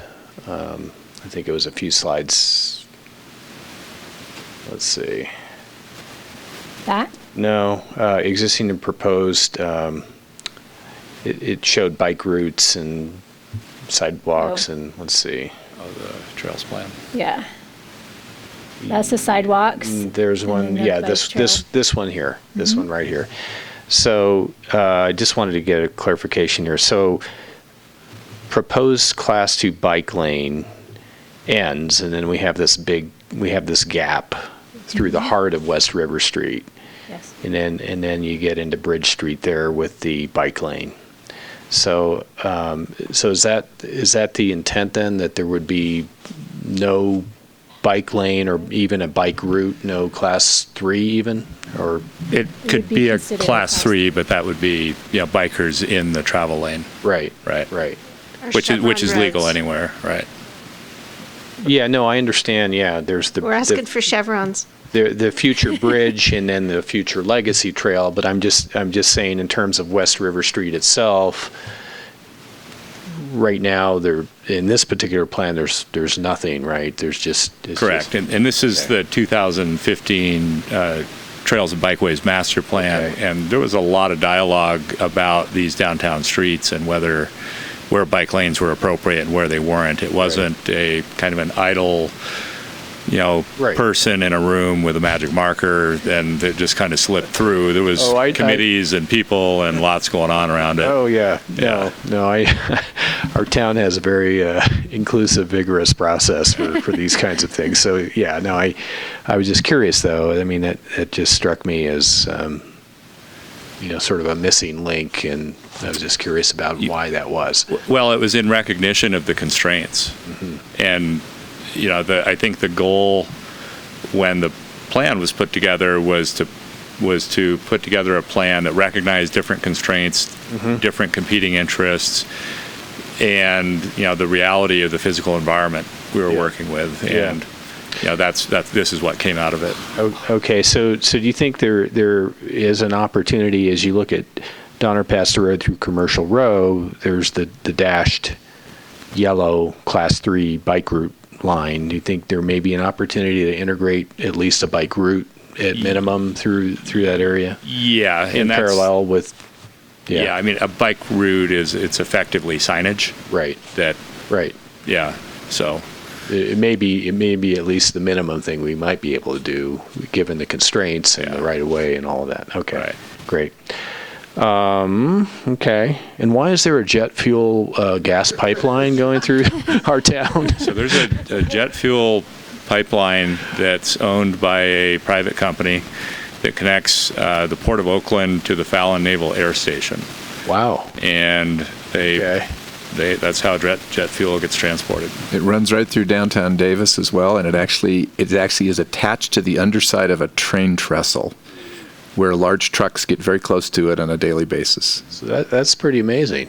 It was our emergency preparedness disaster drill every single year. Okay. As it is ours, and it was included in the local hazards mitigation plan that we recently completed. So it sounds like kind of a national defense pipeline of sorts. If it's they've outsourced it, and there's several different types of fuel that are pumped through it. They can actually clear the line and send everything from jet fuel all the way to auto fuel. So it's used for a variety of things, but it's in essence a direct pipeline from refineries to Fallon. Okay. And my last question before we go to public comment, the assessment district. So, Jessica, you gave a very thorough overview of that, but what the action tonight is simply agreeing to the boundary, the outline of that district, correct? Correct. And we will bring it back to you with a formal map. It's Right. just the thought process that we've been going through Right. to include kind of the whole commercial area south of the railroad tracks Right. in this assessment district that we're forming. Okay. So you're looking for direction on that. Yeah, if that looks reasonable to you. Okay. Thank you. Any other council questions before we go to? Okay. All right. At this point, we'll open it up to our member of the public here for any questions. Okay. We'll close public comment. Bring it back to council for discussion, deliberation. Who would like to start? We've got a lot of bullet points here to recommend or authorize. Yeah, this is going to be a tough motion, but yeah, I think you're doing a great job. I really appreciate you guys stopping and saying, wait, do these really need to be considered together? So thank you for that forethought. I think it's a great plan. I think the contract amendment is well worthwhile. Clearly, we all have some angst about how do we make sure we're thinking of bike and pedestrian safety through this, but I think we vetted that really well. This is going to be an incredible, when it comes to fruition, it's going to be an incredible opportunity for river revitalization and just revamping that, really the whole downtown area. It's going to expand it and I think connect it even more to the rail yard. It's going to be amazing. So I really look forward to the development and the evolution of these options. I know we've kind of been kicking around the undergrounding of utilities. I agree. It makes sense that we would do that as part of this project because otherwise it won't happen. So those are my comments. Look forward to the next round of development documents. I agree. I'm a huge proponent of undergrounding utilities, so I would love to see that happen as much as possible in town. The first couple of bullet points are really just logical, really making sure that everything stays consistent. And then with the design, I really agree with the biking and with making it safe and ensuring that traffic is slow and there's room for everybody. I'm also thinking about in the winter time when there's less biking or when maybe it's more dangerous to bike because cars are sliding all over the roads, that having those parking spaces really provides a place for people to drive down and then still be visiting these businesses that are going to be depending on their clientele. So having all of the different parking options, I appreciate exploring that and looking at the difference between creating the space versus creating the parking, and kind of that balance where we have some pretty extreme seasonal changes. So I'm on board. I think I'm so excited to see West River Street in a few years. It's going to be unbelievable. So thank you for all your hard work. Sorry. Yeah, echo everything that's been said. Maybe as we look towards a potential ballot measure in November, we maybe find some funding for a bridge over West River Street or over the river down there. Maybe that slips its way in. I'm ready to make a motion if you want to make any other comments. My only other comments are I agree with all of you. This is so much still a part of the heart of our town, the heart of our historic downtown, and it's been a long neglected part of our town. We've invested a lot on Donner Pass Road, a lot of improvements with Brickletown. The time is now for West River Street, and I welcome it. I think our community will welcome it, and this is the start of a really great vision. So yeah, I agree. Let's go forward with everything that's up here. At least that's my view. So I'll second that. All right. I guess that was a motion. I guess. Second. All right. So all in favor? Aye. Opposed? All right. So congratulations, and again, thank you for all the hard work. Thank you. Yeah. Okay. With that, we are ready for council reports. So we'll start with Councilmember Abrams tonight. I think I've only attended the Envision DPR groundbreaking, where we all got to throw dirt with shovels. It was amazing.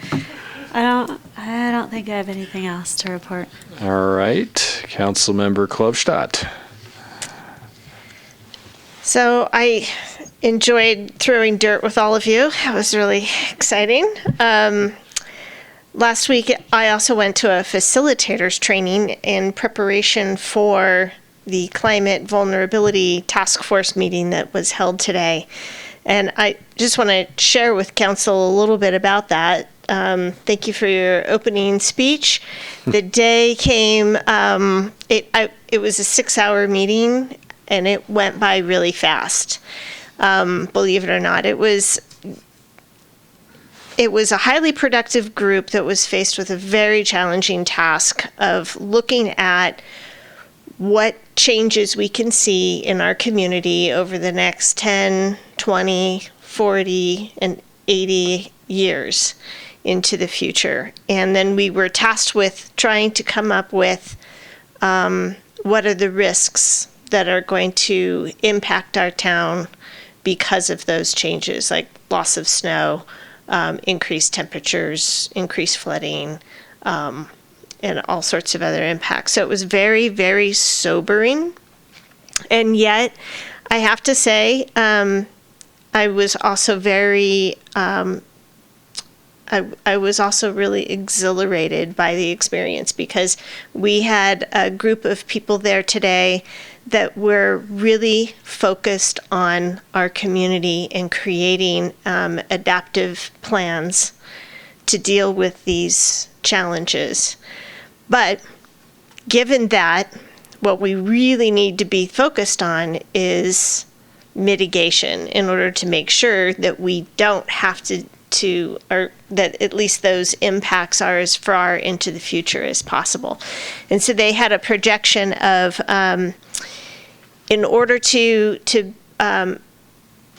mitigate the majority of those impacts, or at least anything above 2 degree Fahrenheit increase, which already has a lot of impacts, we as an entire nation need to be looking at a 10% greenhouse gas reduction per year in order to achieve basically carbon neutral by 2050. And that some communities they're not even going to come close. They're not even going to try.